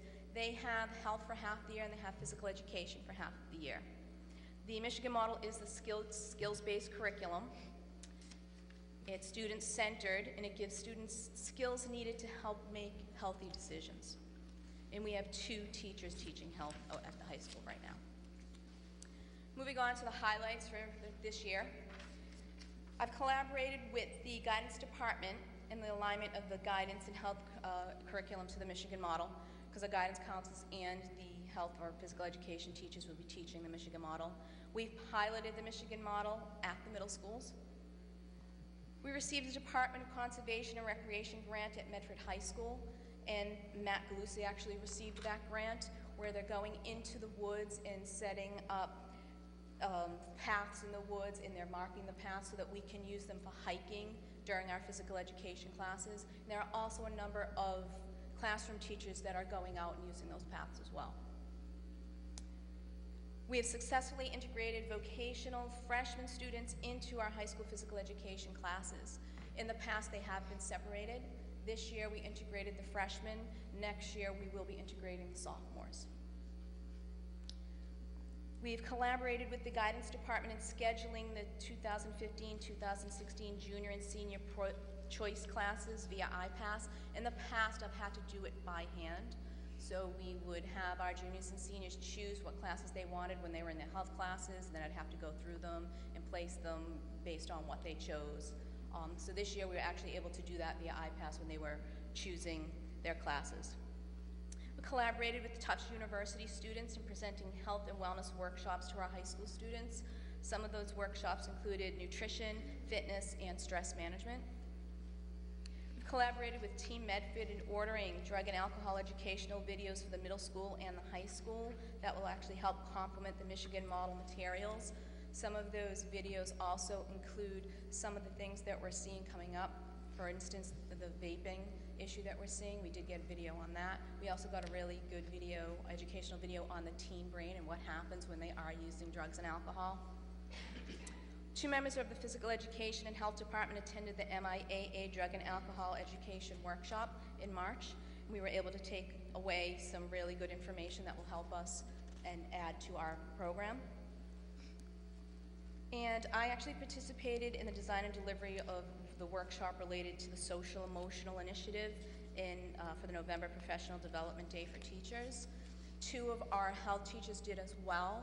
Ashley McDonald and Dan Georgette actually did some team building activities with the teachers to help them learn about problem solving, things like that, things that they could actually bring back to their students. I presented yoga, where we did some breathing exercises. I presented with Liz Denayu. We did a few yoga poses, and we did a progressive muscle relaxation and a visualization. So that actually, we brought the teachers in 3 different portions, and they were able to experience that. Another thing that we did is we did a yoga video, and that was myself, Liz Denayu, and Lisa Dunphy. And we shot the video, and then we were able to actually show it in advisory for all of our junior students. So they were able to participate in yoga. It was relaxation breathing and another relaxation portion at the end with some more poses. And it was about 10 minutes long, and a lot of students did that before school, and there were so many students that came back to us and said, I had the best day after we did that. So it was really successful. In 2014 and 15 expenditures in physical education, we purchased office supplies, we maintained equipment, and purchased instructional supplies. The health expenditures, we purchased office supplies, we purchased the Michigan model curriculum for middle schools, and we did professional development conferences. Fitness center expenditures included the after-school fitness center supervision. We presently have 16.5 positions in the department. For next year, anticipated staffing needs, we are in need of a 1.0 adaptive physical education teacher to meet the needs of the special education students across the district. I've met with Kathy Medaglio, and she advised me that there are students in need of special adaptive physical education. We do have some students that can go into the general education, physical education classes, but we do have a number that need adaptive classes, and that number is growing. We also need a .5 middle school physical education health teacher at the Andrews Middle School to help align the physical education and health schedules of both middle schools. We piloted the Michigan model this year, and what we saw is the McGlynn had 2.5 teachers and the Andrews only 2. So what was happening is the McGlynn was able to cover more of the Michigan model where the Andrews could not. So we'd like to add another .5 there so that we have really both middle schools on the same ground. The last one there is 1.0 health education teacher to assist the teachers with implementation of the health curriculum at the elementary level. They're presently teaching second step, but we're seeing a lot of anxiety and emotional issues at the elementary school. We're looking to add one teacher that could possibly help our classroom teachers with presenting the health curriculum, maybe model some lessons and help them out on that. Long-term development needs and direction. Continue to add electives to the junior and senior physical education choice program. That will include swimming, so we can utilize the beautiful swimming pool that just recently opened this year. I would also like to add a yoga 2. We have yoga 1, and kids really do enjoy it, so really build on that to make it a little bit more advanced. I also would like to add some courses like Introduction to Teaching Physical Education, where our students can actually come in, learn how to teach, learn how to write lessons, and then use that and teach to our preschool children at the high school. I would also like to incorporate Introduction to Coaching, Introduction to Athletic Training, and Introduction to Fitness. I think that would give our students a really good basis. They might be thinking of going to college for one of those things, and they can get some of that experience at the high school level and move on from there. We'd like to increase the health education staffing by 2.5 to incorporate the Michigan model at each elementary school, increase instruction at the middle school, and provide support for our special education students. Provide professional development in physical education and health content for K-12 physical education and health teachers. One of the things I'd like to incorporate is professional development for adaptive physical education. That's one thing when we're in our degree programs. You might have a class, but that's all you get. You don't get anything in between. And I really think that for all of our teachers, we need to really take a look at that adaptive physical education and take some more courses on that. We're going to complete piloting of the Michigan model at the middle school and explore its use at the elementary level. Continue to update physical education instructional equipment, purchasing basketballs, footballs, different things that we need to be able to teach our classes. Those things do wear out yearly, so we do need to continue to replace those. Continue to keep up to date on physical education and health education standards to keep up with what's going on in the field. Continue to collaborate with the guidance department on the Michigan Model Health Curriculum to make any changes that we need to make sure that we're working together and we're covering all aspects of the Michigan Model. And the last one, improve the middle school schedule to afford all students the same amount of time in physical education and health. Really want to make sure that both middle schools are getting equal amount of time, and I'd like to work with both principals on doing that. Mr. Chairman, we have Mr. Scarpelli with the first question. She's not done. Please continue. Okay, sorry. Goals and objectives for 2015 and 16. By June 2016, the Medford Public Schools Physical Education and Health website pages will be updated to include curriculum and teacher information so that our parents know exactly what's being taught in physical education and in the health courses.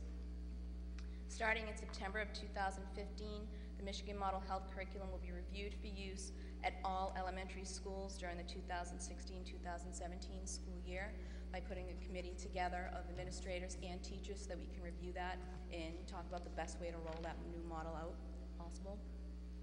By January 2016, the high school physical education program will include swimming courses as electives for juniors and seniors in the course selection handbook. Looking at the non-salary funding needs for maintenance of equipment, that does stay the same. We continue to maintain our equipment. Travel stays the same at $500 so that we can go out to professional development opportunities. Office supplies stays the same as well. Under textbooks, you'll see an increase there from $3,000. It does go to $23,000. That includes the purchase of the Michigan Model Curriculum for the elementary schools. Educational supplies, again, stays the same at $6,000. And the last one, the fitness center supervision, I would just like a line item added. We didn't have anything allocated for it, but it was coming out of our budget, so it's $6,000 to actually staff the fitness center after school for our students. Mr. Scarpelli. Nice job. Thank you very much Thank for you. the report. I know that as a former phys ed teacher, I have a few questions. So, sure. How are the numbers in the health class at the high school? I know in the past they've been pretty astronomical. So, right now, our health students go from health to phys ed and then phys ed to health for half the year. So we have them capped at 30. Okay. And sometimes students do get put in, and we've really done a great job with the guidance department to make sure that's not happening, or trying to figure out a way to place that student somewhere else so that the classes aren't really over 30. Does that fill all their requirements? If they move, they still everybody's. We'll move to another health class, I mean, okay. so that they're, yes. All right. Now I know that you're working a full teaching schedule, and now this role. Who's doing the evaluations of the teachers? For Administrators are doing the evaluations. okay, so are you doing those? Or No. No, so you're not yet. Okay, but who is? Do you know? There's different evaluators for different teachers. If I don't know can't do the exactly. superintendent, do you know who's doing that? We've actually distributed them among the principals, assistant principals, and others, but Beverly has an actual. Bernadette's up here. She actually has done a lot of that. It would be at the high school level, the assistant principals. I know Bernadette, have you picked up some of the department too? I did. So I do one middle school teacher. So it was split. We took the phys ed teachers and we split them between principals and myself, curriculum director. So Rachel is not, because she is in the Teachers Association. Hope she will. I'm just saying, as a former phys ed teacher, it'd be nice to have an administrator with a background in physical education doing those evaluations. Not to disrespect anybody here, I think it's a great job, but I think it's important. Well, if we make her an administrator tonight, she can pick right up tomorrow. We'd have to evaluate that, but I don't disagree. So, the equipment, I know the equipment, we keep talking about the equipment at the high school. It's being used for school, for classes, then for after school. We see different groups in there on the weekends, through community schools. And is $6,000 enough, or? Are you talking about fitness center? Maintenance equipment, excuse me, Maintenance $5,000 equipment. that? Yes. Okay. Now, equipment for the other schools, how is it broken down for their budget for equipment? I usually break it down between all the schools, so it's about $500 to $600 per school that they're allowed to purchase each year. Okay. And with the addition of the adaptive physical education teacher, is that needed under, that we fall in compliance with special education, or is that just? Yes, when I met with Captain Medaglio, yes. Okay. She's when she does come to speak on her pre-budget, she's going to speak a little bit more about that as well. But that's going to be interesting to hear, the breakdown of how many children, because that might be something you can use, hiring split an adapted physical education teacher, and then looking to fill some of the other gaps that you have. So that might be something that we need to do. I think that Then the other number, obviously, that sticks out is at $23,000 for the textbooks. As we move down, it's been piloted at the high school level? We're in the second year, the high school level. This year it was piloted at the middle schools. And we're moving down to the pilot. This is what's going to be used to pilot the elementary level? Yes, at all 4 elementary schools. Okay. Thank you. Mrs. Di Benedetto. Hi, thank you for your report. It was very thorough, and I appreciate how you worked everything out. I just have a question. You asked for another health education teacher to assist teachers to help them implement the curriculum due to the social emotional issues of children in the classroom. Yes. And I want to address that, but I want to address that as a whole district. Okay. And we talked about possibly having a meeting because we have many departments requesting staff to help this. Both a few people have come through, the guidance department has come through to help us with this, to make requests for additional staff members to help with this. Other department heads have come through, and we did talk about a few weeks ago or a few meetings ago having a meeting to discuss this and how we were going to address this rather than each department coming and asking the committee for additional supports in this manner as to which is the best way to support our educators in this realm and where those positions should be placed, whether they should be more nurses or more guidance people or more, rather than each department. Could I just take for a second, because we obviously know there's a need, and we know there's a need for more personnel, and so as people are doing their pre-budget, we've asked them to put it in because obviously we can't get an extra person in each department. We're hoping that we get 1 or 2 extra people, whether it's a health dedicated person or a person guidance dedicated, because they all work together. But we know there's a need for more. So they're putting it in their budgets independently, knowing that we're not going to get the full complement of what we're asking, but we're hoping to get more. With the case of the health, the elementary classroom teachers have a tremendous burden already teaching all the subjects, and they're the dedicated health teachers. So they're really with the phys ed, but it's not, the high school and the middle school have more people dedicated to the teaching. The elementary teachers, some of them really, especially the new ones, can need some assistance with this. So again, between the guidance, the health, the nursing, we're hoping to emphasize the need for more people to work on the same topic, and it doesn't have to be multiple people, but hoping at least 1 or 2. Well, that's my point. We keep discussing this as it keeps coming forward, and I think it's great that each department is bringing that. But we did discuss meeting to see which is the best way to move forward to supporting our students' needs as well as our staffing needs. So we talked about that. I don't know if you've set up a time for that, Mr. Belson? Well, first of all, as you know, we have, and I'm going to talk about more meetings coming up. As you know, we have multiple meetings, and we're already in May. And so one of the things we're going to be doing is you've got to look at this as a 2 or 3 year plan. People come up and say, I want this, I want that, I want that. And we're going to triage it for you and give you some recommendations, and then we can discuss it. It'll be part of an active, discussion that we have. And we'll set up a time to do it. But obviously, this is, when people come up and they tell you they need this and they need that, well, probably over 2 or 3 years we can probably do it.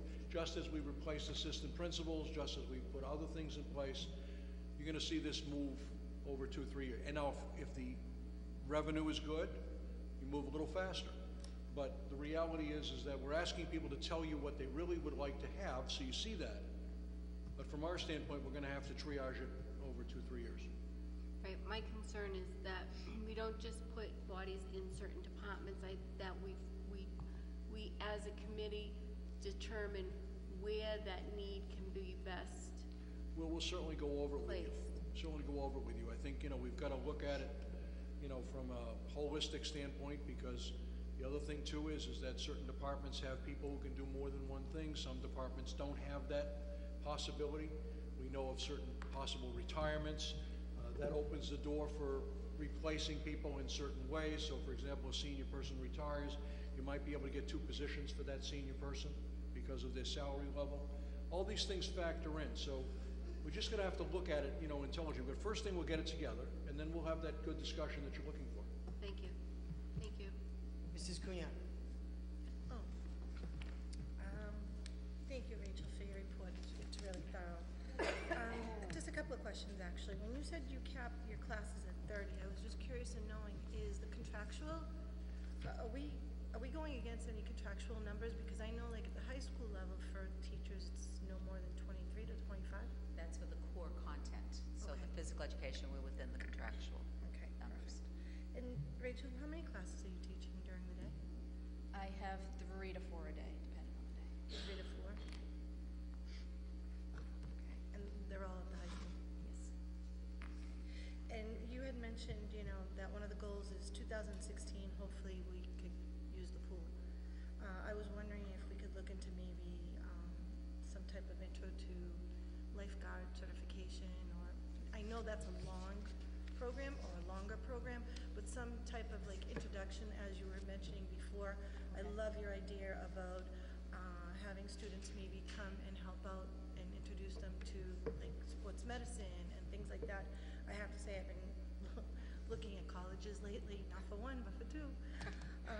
And sports medicine is increased. I mean, I can't get over the amount of students now that are looking for sports medicine or, oh my gosh, I just went blank and that's all I've been doing. Sports medicine, what was the other one?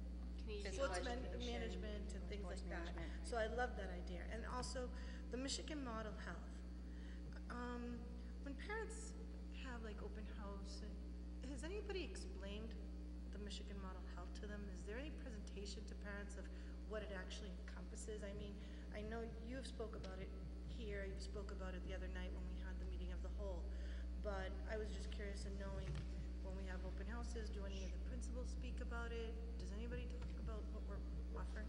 Sure. When we had the 8th grade night at the high school, I was there and I spoke to parents about the Michigan model. And that's one of the reasons I really want to redo our website so that parents can go on and see exactly what we're offering for health and for physical education. I love the ideas. I love the idea of the website.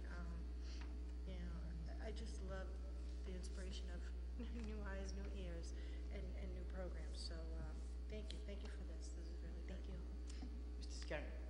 Through the superintendent, Roy, could we report on the feasibility of phasing in the Michigan model for elementary grades starting in September? We'll do that for you. Okay, and the second thing is, could you work with Rachel and see if we could put together a professional day, some type of training, adaptive phys ed for her phys ed teachers? So we could probably begin that beginning of the next school year. On the Michigan model? No, on adaptive phys ed for the kids. Oh, adaptive, She needed a need, and I think that that's probably one of the first things that we should attend to. And if we get that going, and at least they'll be able to plan for September. Mrs. Van Koon? Rachel, thanks for your report. There were so many interesting things that you touched upon. One of them, though, I just wanted to ask you, you mentioned making a 10-minute video that the kids could watch. Is it posted someplace? It is not, but I can get you a copy of it. Yeah, I just was thinking that it could also be a nice introduction for other teachers at the elementary level and whatever. So, because I'm thinking so much that we're going to need to incorporate this somehow into our curriculum, ways to help kids relax and teachers relax. But I'm thinking about the anxiety that we talked about. So yeah, if it's possible, I'd love to see it. I can get you a copy. We could also probably put it on the Medford Public Schools website. That would be great. Be an option. Mr. Scarry? Through the chair, Rachel, how about getting Mr. Dempsey to put it on the high school channel? Yes, we can do that as well. A couple mornings a week. Okay. We'll try that. Mrs. Cunha? I had one more question. That was, you have down here that you'd like to improve the middle school schedule to afford all students the same amount of time in physical education and health. Could you elaborate a little bit more on that? Yes, what's happening is at, like I said, at the McGlynn we have 2.5 teachers, and at the Andrews we only have 2, so they're not covering as much of the curriculum as the McGlynn is. So adding another 0.5 would actually help afford and make that a little bit more even on both sides. Okay, so it's not necessarily then, because I've heard in the past, well, if you're selecting an instrument then you lose out on the phys ed, but you're not saying that. You're saying that it's more because of a .5 teacher. That's what we're seeing for health and phys ed, yes. Okay, thank you. Ms. Perry, thank you for your report, very thorough. I just had a quick question, statement. First of all, I'm really happy to see that in your goals and objectives that you're incorporating the pool. It's fabulous. I mean, it's a great facility. Not all cities and towns have a facility like this, and it's great to see that we're using it. One of the things I was wondering is, have we ever done any type of poll, got to the high school students and how many kids know how to swim? Because we actually haven't had a pool in a while, so I'm thinking, there could be a group of people out there that just don't know how to swim. I think it's something that we should look into, just a swimming class in general, how to swim, especially because you hear each year how so many kids. Right, that's definitely a great idea. One of the things I was looking at doing is when we do have the swimming electives for juniors and seniors, that we would do one introduction to swimming for those students that cannot swim, and one more of water games for the students that can swim, where they can learn different water games. Perfect. And Mr. Scott probably touched on it earlier, the maintenance of equipment. So with regard to that budget line item, is that inclusive of the fitness center, or is that just equipment outside of the fitness center? It's both. It's both. And with regard to that, the fitness center in general, is the equipment in what kind of shape? Are we in pretty good shape still? It is. We have a maintenance company that's coming in to look at the equipment. There's a few things that do need to be tightened, things like that. But we haven't had anything major break down. One of the things when we did order the equipment, I used to manage fitness centers. So one of the things that I advised not to get was treadmills, because that's where you're really putting a lot of money in, flipping the decks and putting on new belts and things like that. So the equipment we have is in really good shape, and just little things that need to be repaired. Mrs. Cunha. I just thought about the pool again. The pool, if students are taking swimming, is there a proper bathing suit that we're asking students to be wearing? Those are some things that we do need to go over as a staff. That is definitely going to be incorporated. Yes. That's definitely something we need to do. Absolutely. Absolutely. Okay, on the motion of Mr. Scarry to approve the pre-budget report on health and PE in place on file, all those in favor? All right, opposed? The report is accepted. Thank you very much. Thank you. Rachel. Next item is the pre-budget report on ELL. Mr. Superintendent. Last but certainly not least. I don't know, Tim, by the time I get to this time of night, it probably This report will be leaves. delivered in 5 languages. So on the pool discussion, I just want you to all know that one of the high school teachers is actually sending out an email to see if there will be a faculty interest in having a swim club for faculty in the mornings. So that's kind of cool. Brian Murnoff, one of the chemistry teachers. Yeah.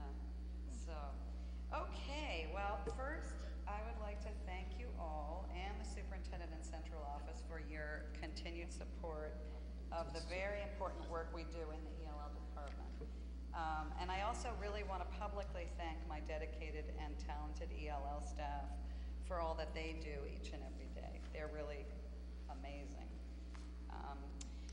As you can see from the breakdown of ELLs in each school and the languages represented by our current ELL population, we service an extremely diverse group of students. So I did include a sheet with all the languages and the numbers at each school.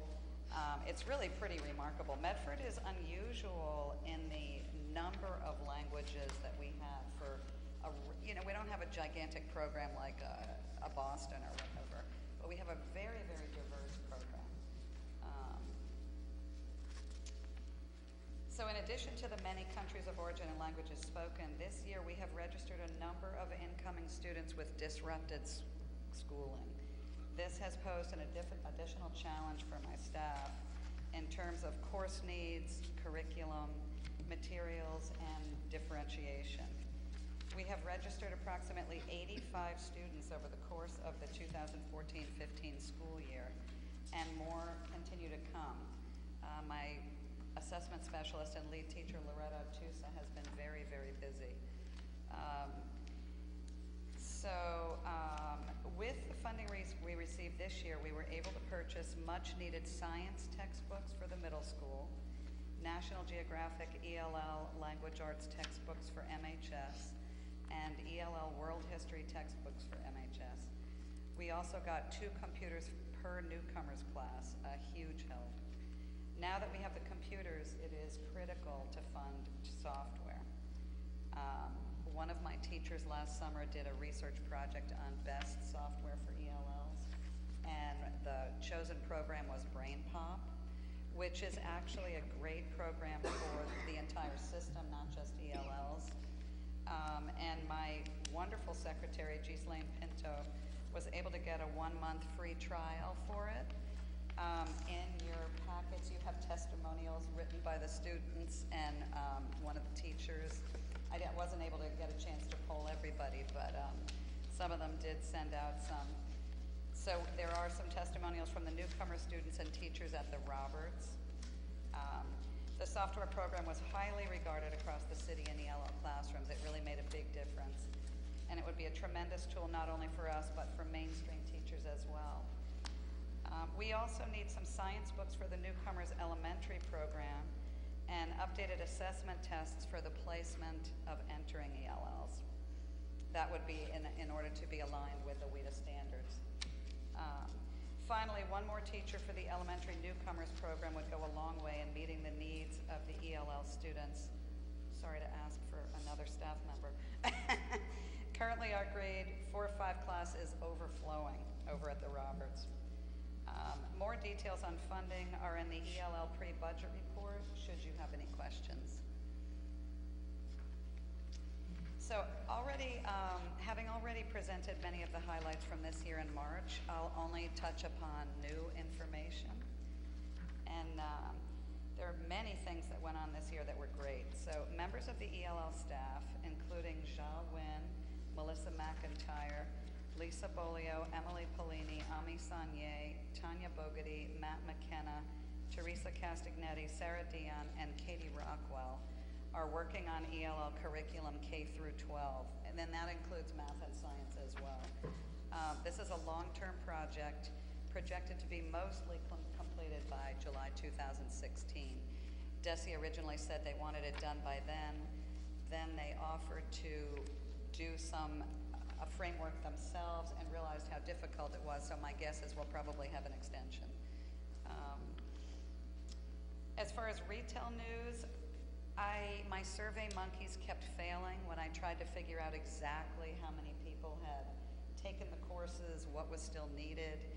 Really only DESE has that exact information because I don't have anything to do with teachers who take courses outside of Medford. So I would guess that probably close to 300 of our teachers have gotten their endorsement. That leaves approximately 100 who still need to. I gave all that information to DESE so they are aware of the courses that we need and what numbers we still have for each kind of course. Almost all of the administrators have completed the SEI endorsement requirements. Many of us, most of us, took a course this spring.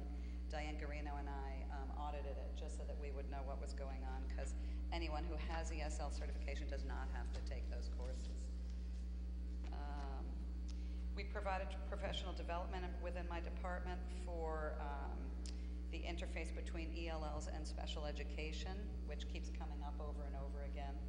And this coming summer, we're going to offer a workshop for my teachers targeting the WIDA standards, which is a very, very involved piece for them. 2 of our ELL teachers, Lisa Bolio and Melissa McIntyre, have also offered to provide training for our staff in regard to the retail initiative. This will give the ELL staff an understanding of the expectations for mainstream teachers in these courses. And Ms. Bolio is actually a DESE-trained retail instructor and taught a course this spring. We provided language enrichment programs at every school where there is an ELL program this year after school, mostly taught by my teachers. A few other staff members who are ESL certified also taught them. And then some very exciting news that we just found out about. Our ELL summer program will get free lunches this summer, sponsored by Project Bread and the Food Services Department. So we're really thrilled about that. Tanya Bogarty, an ELL teacher at the McGlynn Middle School, provided professional development for mainstream teachers to prepare for the SEIM TEL. At the McGlynn Middle, Matt McKenna, Tanya Bogarty, and Elaine Auget presented the World of ESL and ELL's PowerPoint presentation to the McGlynn Middle School staff, and I think I included a copy of that for you. Melissa McIntyre, an ELL teacher at Medford High, organized and ran a multicultural night at Medford High in March. And Emily Polini, also an ELL teacher at the high school, presented at the Symposium on Chapter 22, Discipline and Best Practices this past Saturday. So my teachers are really, I'm not just saying that they're great, they truly are. You know, they're very involved. Ami Sanye and Tanya Bogarty have administered and taught adult ELL evening classes this year, a very important component for the families in Medford.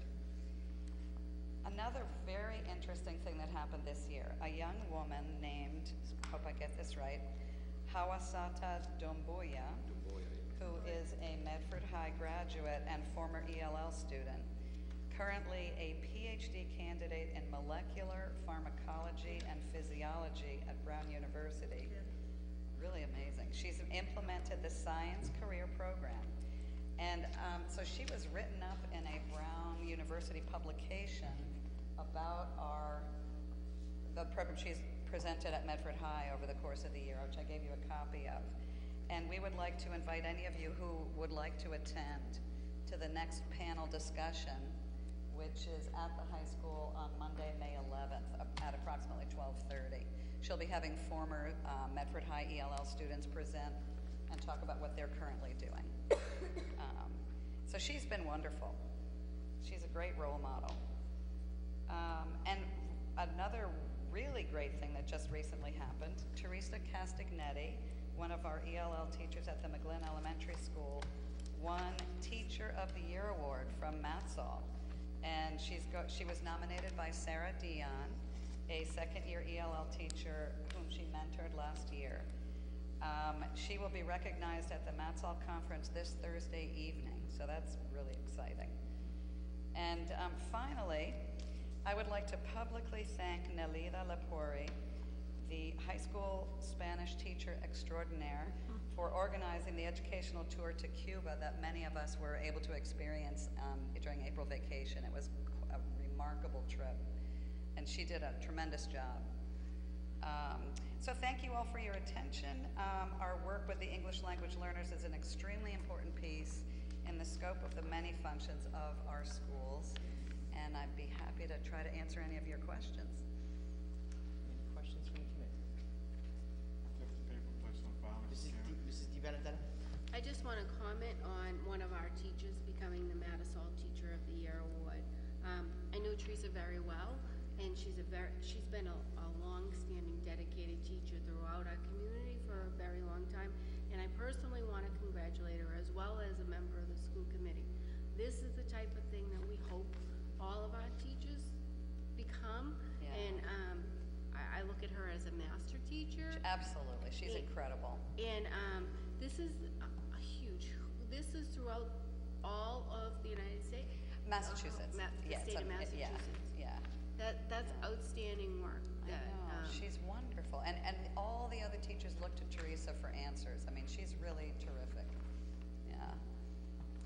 Mrs. Vanicky? Following up on that is, I thought that we should at least invite her to a school committee meeting. Thank you. I think that's in the plans. May 18th, we're going to recognize her here. Perfect, good. Yeah. Phil, Mr. Scott? if I can, as a former colleague of Ms. Cassinetti, she was a great role model, not only for just the ELL teachers, but all of our teachers. So we applaud her and thank her. So one question I just had to have, I know in the past, it's a question we've always asked, so we're in compliance with the Department of Education with all of our numbers and teachers across the board. For retail, are you referring to? Well, for all of our, coverages that we have, there were no issues, no additions. class sizes, yeah. There's a problem at the Roberts. So The that's- newcomers grade 4 or 5 classes. Right, so that the Roberts this is the one we're asking for the increase for. Yeah, it's so hard to judge with the SL because the kids come and go. So, like I said, we've registered close to 85 kids this year who entered. We've also had some exit. No, I know that's a tough part, especially as years end in different countries and they move. Right. They might be done in their countries, then move here. Right. And they're right in the middle of ours, so I know how difficult it is. So. Yeah. So currently, the Roberts newcomers grade 4 or 5 class has been a very large class all year long. All right. Thank you. Yeah. Mrs. DiBenedetto. So I see what your wish list is for 2016, and I see a large increase in software. What type of software would that be? So that's for Brain Pop across the city. Okay. And hopefully Raz Kids, although a lot of the elementary teachers have collected a little bit of money from each student for Raz Kids. So, but the Brain Pop, I believe, is close to a little over 14,000 if we bought it system-wide. Okay, and my other question is about your assessment tools. Yes. Are those to keep up with regulations that have come forth? So we've used the same assessment tools for placement of incoming students for many, many years, and Loretta is in the process of going to different cities and calling different places to see what people use.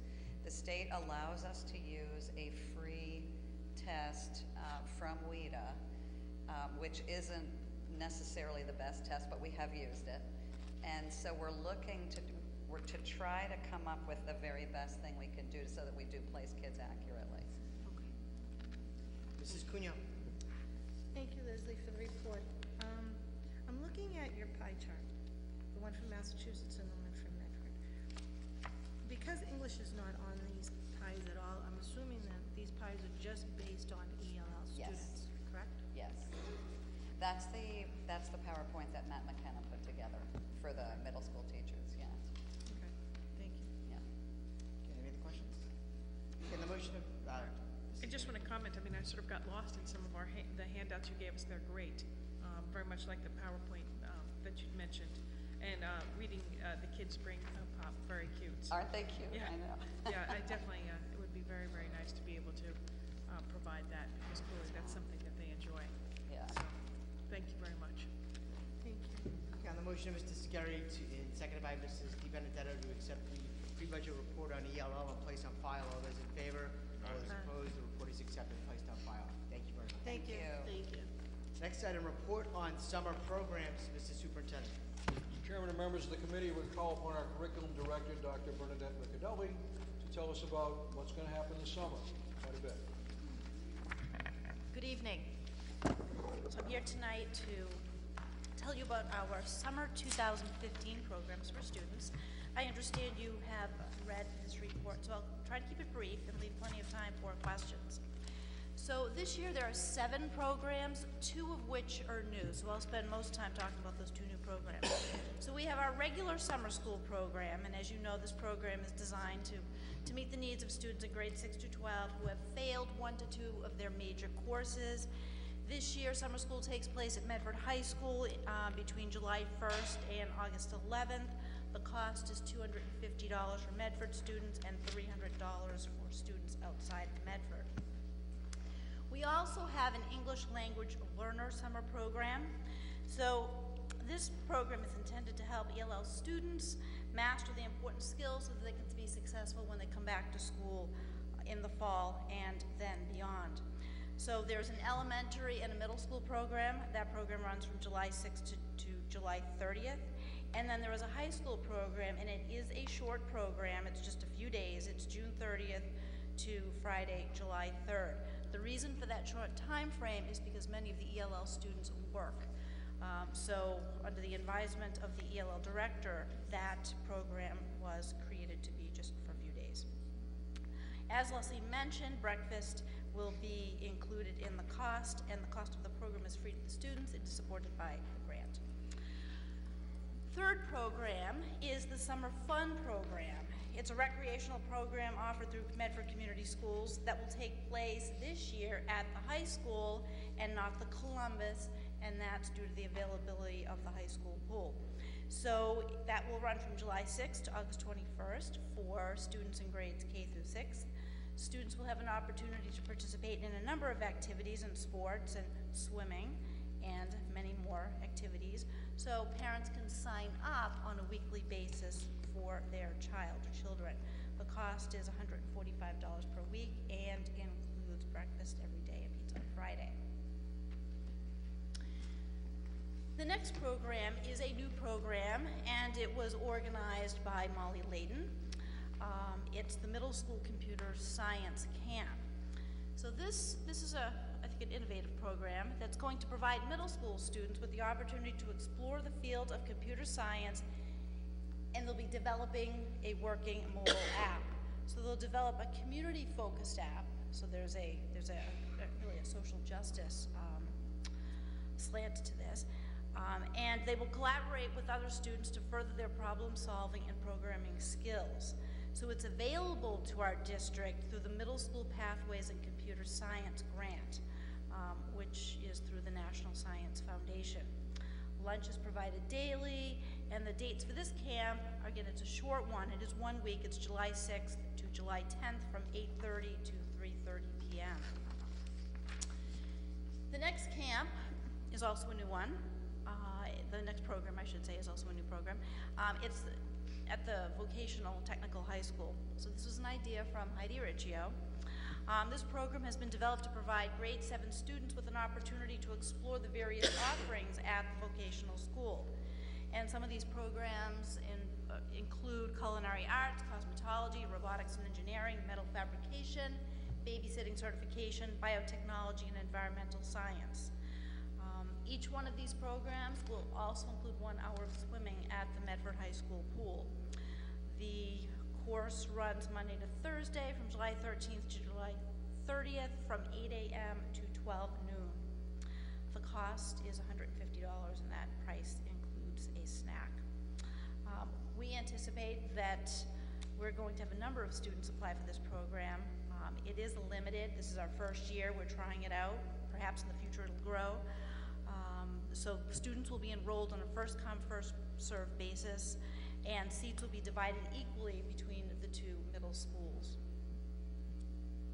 Our next program is the High School 101 program, which has been running for a number of, I'd say 3 or 4 years now, and from all accounts has been enormously successful in providing our incoming 9th grade students with an orientation, a physical orientation of the Medford High School campus, and an academic orientation. The teachers prepare them for their summer reading assignments. They go over what they need to be successful in their first days in their algebra class. So that program will run in late August, and it runs for a week. In previous years, it had been funded through the Academic Support Grant. Since the allocation for this grant has been significantly reduced recently, we are now funding it through our regular budget. And lastly, for summer programs, we have our special ed programs. These programs are designed to meet the various needs of our special ed students. Many of the students have IEPs that specify that they need to have 11-month services, so we've designed these programs with this in mind. So there are 6-week programs that run from July 6th to the 14th, and 4-week programs that run from July 13th to August 7th. And then there are also some tutoring and related service programs depending on the individual needs of students. So we're in the process right now of creating job descriptions for our instructors for these various programs, and we will be recruiting students very soon, seeing now that we're at the beginning of May. Mrs. Vanderpool? Thank you, Bernadette. How many students can be included in the middle school computer science camp? That is Molly's program. Actually, I don't have a number on that. Originally, that program was designed to take students who were already in the middle school computer science program. When I talked to Molly last, she anticipated there probably would be about 15 students. 15 or about 50? 15, 1-5. about 15 students. That's her anticipated number. I just note, because it's free, that parents looking.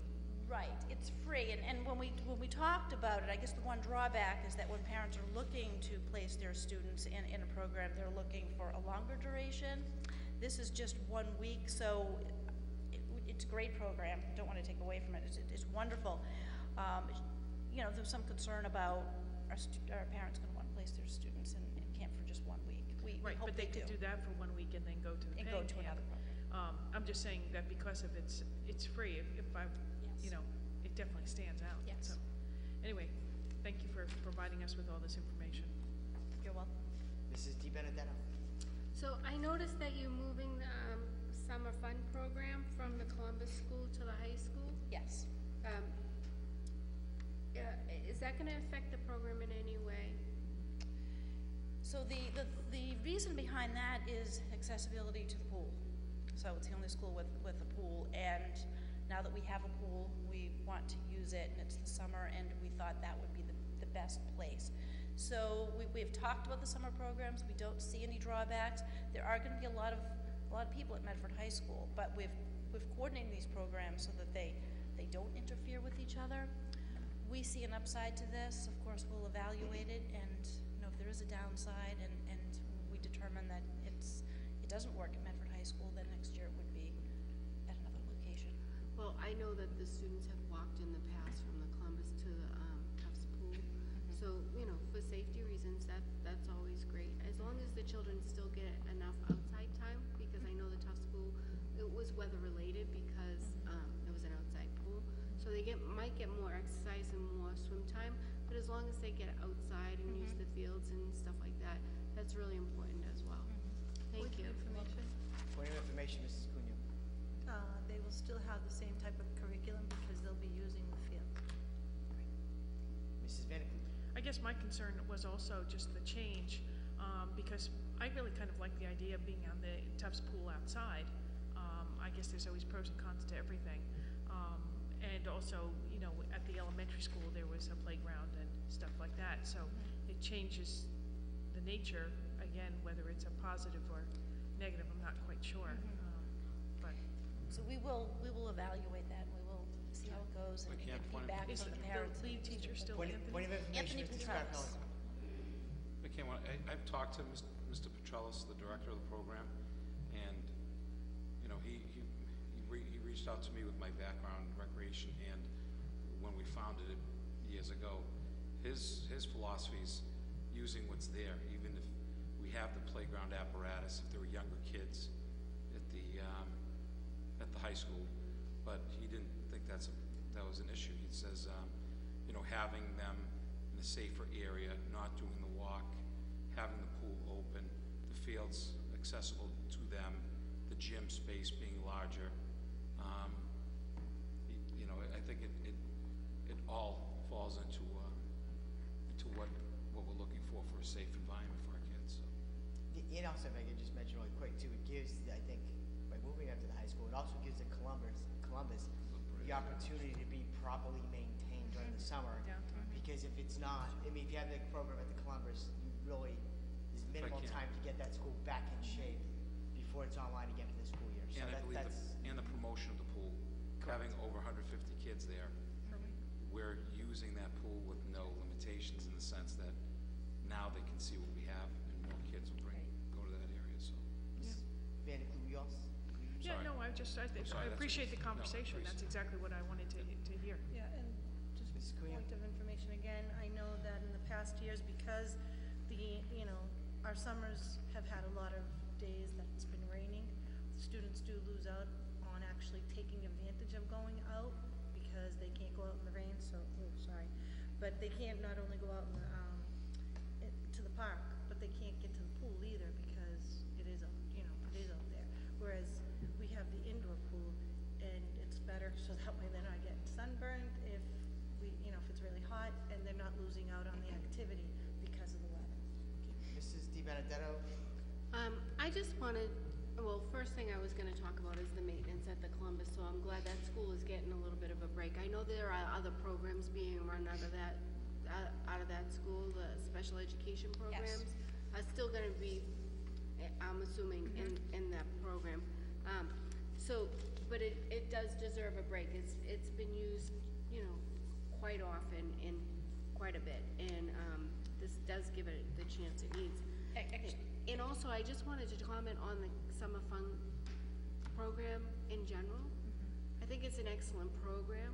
It's priced extremely affordable, and I think it has a really important need within our community that really helps our parents that have to go to work to have a safe place for their children, and that they're learning swimming, they're outside, they're well cared for, and it's $145 a week, which is well below what other camps cost our families.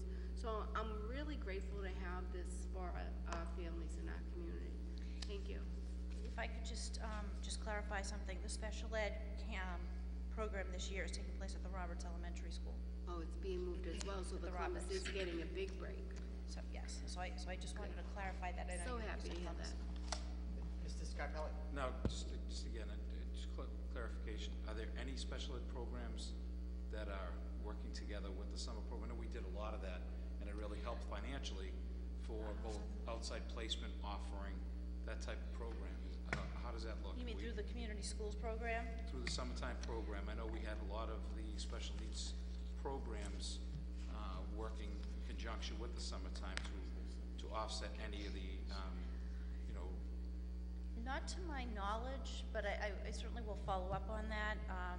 So my understanding is that the special ed students that they're in that special ed program. I mean, that's not to say that special ed students, that special ed program is for students whose IEP specifies that they need to have that 11-month placement. Right. So you're gonna have special ed students that are in the regular summer program. So maybe that's where the disconnect is. So yes, there will be special ed students in the summer fun program. That would automatically be enrolled in that program. If they choose. If they need to, right? Yes. Okay. I think the other piece of this is, you don't say it enough, because I know my colleague, Mr. Benedetto, has talked about the promotion of who we have. When you're talking about the Teacher of the Year and Anthony Petrellis, I had the opportunity to mentor him years ago, and we often talk now with recreational interactions with what we're doing with my full-time position, and I will tell you, he is a jewel. I think that sometimes you overlook what he does in the classroom is amazing. What he does for that program is one of the reasons why we get the numbers, because I think people, myself included as a parent who had Mr. Petrellis, the comfort level is it's such a high level that it's easy just to bring him in no matter what the price was. So again, people have to know the people that are running these programs are who they are. They're pretty amazing, as well as, you know, our special ed programs. I know our other summer programs, our, you know, vocational program. This is amazing. So I think this is well done. So Anthony Petrellis' name is not in the report, and it probably should be. However, his name is on the website, so that the flyer that is posted does identify him as the director of the summer program for. So now we have to champion his and I'd like to get, if we can, to the superintendent, having a conversation. I know he's not too, he's very embarrassed if I brought this up, but the change in his life and what he's being asked across the state and what they're asking him to do because of this award, I think has to be championed from this committee, because that just shows one of our teachers where he's being asked to teach at the collegiate level now in higher education, and where he's going for different conferences. And again, he didn't just win the Teacher of the Year and get a check and then go to a basketball game. He's doing so much more in education because of that award. I think we need to get more information so people can know what he's doing. So thank you. Mrs. Cuneo? What my colleagues have said is absolutely, true. The summertime program was something that it was like our baby when I first started, and I know it was myself and Brianna Longo and George. But no matter what programs we bring forward, if it's not for the people that are actually working those programs, they would never be as successful as they are. And it is very important to know, when you have Teacher of the Year or you have different opportunities, it's just wonderful to know that when they have those opportunities and they are going to the conferences, you're bringing Medford to the table. And there's a difference of just talking about it than rather than just sitting at the table and representing your city. And again, to Anthony and to everyone for that particular program, it was near and dear to my heart. So not that the other ones aren't, but this one here, I rolled up my sleeves and worked. And it's been very, very successful. And again, like talking about the programs that Heidi was talking about tonight, those were the piggyback programs that we were talking about, because we had seen how successful these were. We have seen what the community is asking for and what we really need. And I'm hoping that these programs that we have, we've added a couple this year, and I'm hoping that by next year we'll add even more, because it is something that our community is looking for. And again, our community is not asking for everything to be free, but affordable. And if we could provide those programs, especially in the summertime, and when we have a place for our students to go, there's nothing better than that. Thank you. If I can, real quick. Mr. Scott Hill. I think a lot of credit. I had a conversation with Mr. Belson about 8 years ago when we started this. And Mr. Belson said, one of the things he said to me was that he's done, in our eyes, he's done so much in this field. And he said, really looking at the community school piece and getting education, bringing it out and making that a success is a big piece of his plan. I just want to commend you, Roy, because you know what? Unfortunately, our city doesn't have a full-time recreation program, and the work that you put in this and the opportunity that you've given to our coaches, our teachers, our vocational school to do what we're doing now is for our children. I think it's something that, I've heard over and over next door, but now they're coming back. So it's a lot to do with that. So I just want to commend you as what you do completely is impressive. So thank you. Mr. Rafinelli, if I may, really quick, thank you for the report. Very thorough. I just wanted to, actually, I can tell you it's a fine program. My kids actually go to the summertime fun program, and they have a great time every year. They really enjoy it. Can't beat the cost, and they have a lot of fun. And they've met a lot of friends through it as well. As far as, so at the end of the summer, do we do any type of communication with parents just to get their evaluation of how they felt the camp was? I think that would be interesting to see if there's anything that we can add, anything we can do differently. I don't know that we do, but it certainly can be done. It would be nice to see if just to get feedback to see where we can improve. I mean, we should always try to improve. If there's something that we can do that, if parents want more or want something different, we should be looking into that. I think it just data. You should always try to make the product better. So I think the data helps. I think it'd be nice to reach out to the parents to actually see if we can, if there are ways to improve it. It's already a great program, but it's good to see. And actually, would it be possible at the end of the summer, actually probably in September, just to get like a follow-up report on each of these programs, just to see Update us, how they did, let us know and what just happened. update us on the good things, or if there's anything that needs to be addressed? Okay, Thank we'll you do very it. much. Any other questions from the committee? Okay, on the Thank motion, you so Mrs. much. Van der Welcome. Kloot, Thank you. Welcome. seconded by Mrs. Scarpelli, that the report on summer programs be accepted and placed on file. All those in favor? All those opposed? The report is accepted and placed on file. Thank you. Negotiations and legal matters, none. Old business, none. Communications, none. Under new business, be it resolved that the Medford School Committee express its sincere condolences to the family of Robert Delfino. Mr. Delfino was a former city assessor.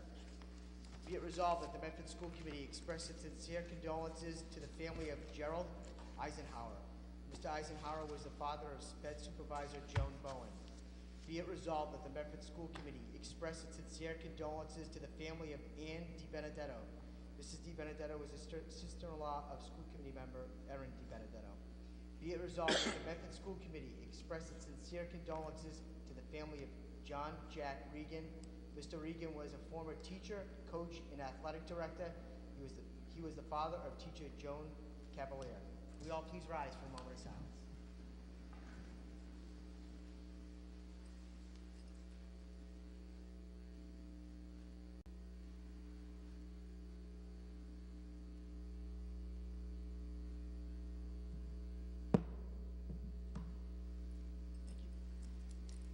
Mr. Superintendent, I believe you have a few announcements. There's a few items that I just want to cover with you, just so we're aware of them.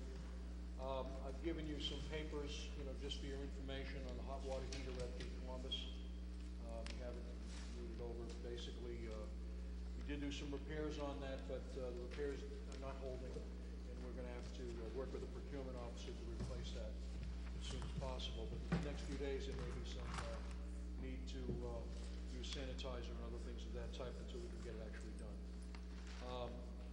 You have a paper in hand with regard to investigation that we're underway. I'm not going to talk about it, but you've got the paper there. And as I indicated, the minutes from the other night will be forthcoming very quickly.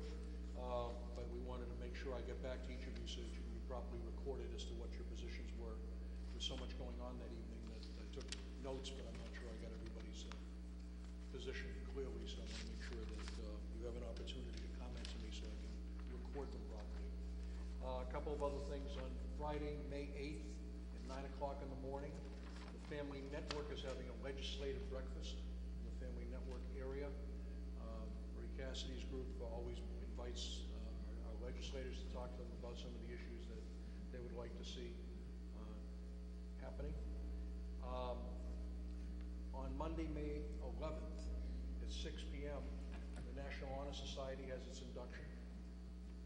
Participate in that. 7 p.m. Thursday.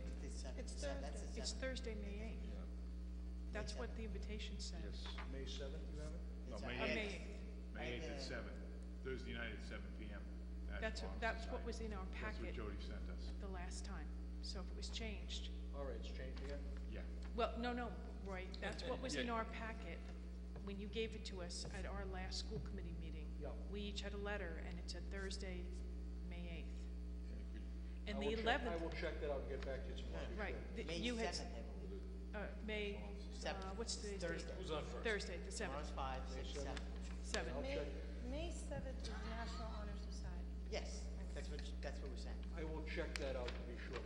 Right. Well, that's when the parents of the And kids are. so, Roy, in terms of dates, you had the school council reports on the No, 11th. I'm gonna clarify that now, Okay. okay? I gotta get the National Honor Society, because I have a different date in my book, so I'm gonna get that out, okay? May 13th, school council reports. We have a meeting. I can't schedule, there's no dates in. But you changed it from the 11th, which was fine. Let's continue on. It had other conflicts Mr. with other Superintendent, people. All please right. continue.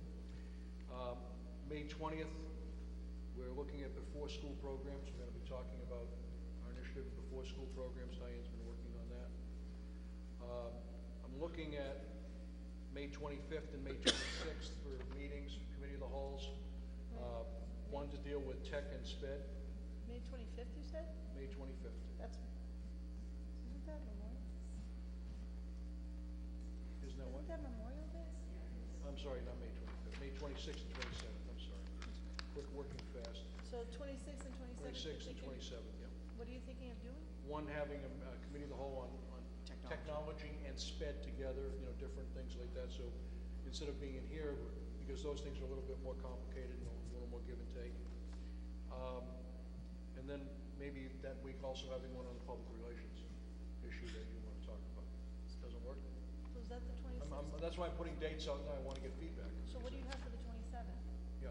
No, Is there a meeting on the 27th? did you say the 27th also? Yes. Okay. What are we doing on Trying the to- 27th? What were you If talking? I may, really quick.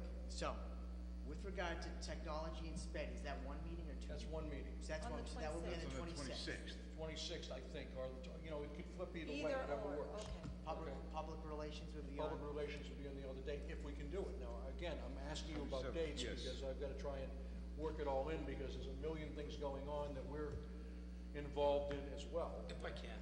Yeah. Mr. Roy, Scarpelli. could you send us those? Yeah. I mean, and just, then we can get back to, those should be etched in stone, but I'm just saying, if you just Yeah. send us those, Okay. and then that's it. I mean, All right. The Curtis Tufts graduation is coming in here. I'm not sure what the get the date on that yet. I'm waiting, I'll get you that date as well. High school graduation is June 4th. We got that, okay? Our next meeting is May 18th, the next formal meeting in here. And at that time, or before, during that next week, I'll be sending you materials on my evaluation and contract negotiations. So you'll have a chance to look at that and you'll be able to respond to that, because in that evening, I would think we'd have some discussion on that. Are we meeting, all the meetings as a whole, are we all starting that at 7 o'clock? Most of them start at 7 unless you want to change the time. No, I'm just double checking, okay. Okay. You may know the state budget is being heard at the State House by different groups now. There's a lot of committee meetings and testimonies and hearing going on. The House has passed a budget. It's a little bit better for us than the governor's budget. The Senate will be producing one in the next couple weeks. We'll be watching that to see how those things play out. There are park forums all over the place. You know, there are at least 4 of those statewide. We're tracking those. This week there's also a GBL meeting with the athletic directors talking about possible new league configurations. So there's a lot of things going on. I mean, that's why I'm saying every day we settle something, there's something else happening. And of course, we're negotiating with our teachers and all our bargaining units, and they're clamoring for dates to be available to talk. We had a meeting with the teachers today. So all those things will be in front of us. But if there are some bad dates here, you're gonna let me know. I'll put them out tomorrow again, and just let me know. But this, you know, our schedule is pretty tight, and I would think that sometime in June before the full budget. Again, I'm waiting on the mayor to give me some guidance on when he's going to be prepared to go forward with the budget. But I would think that we would then have a meeting that you asked about with regard to priorities. Yep. Sometime in early June.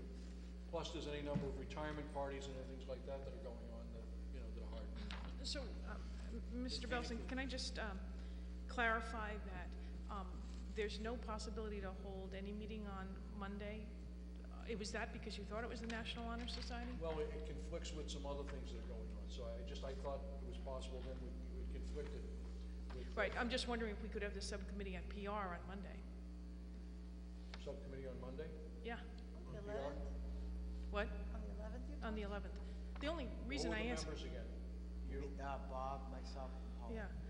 The only reason I'm asking if you're available, you know, I'll be there. We had that date set aside, and now, and I asked for that meeting months ago, and now it would be thrown into a week where we already would have multiple meetings. It would make more sense if there is no other conflict to do it on Monday. I'll be happy to do it if you're prepared to do it. That works for me.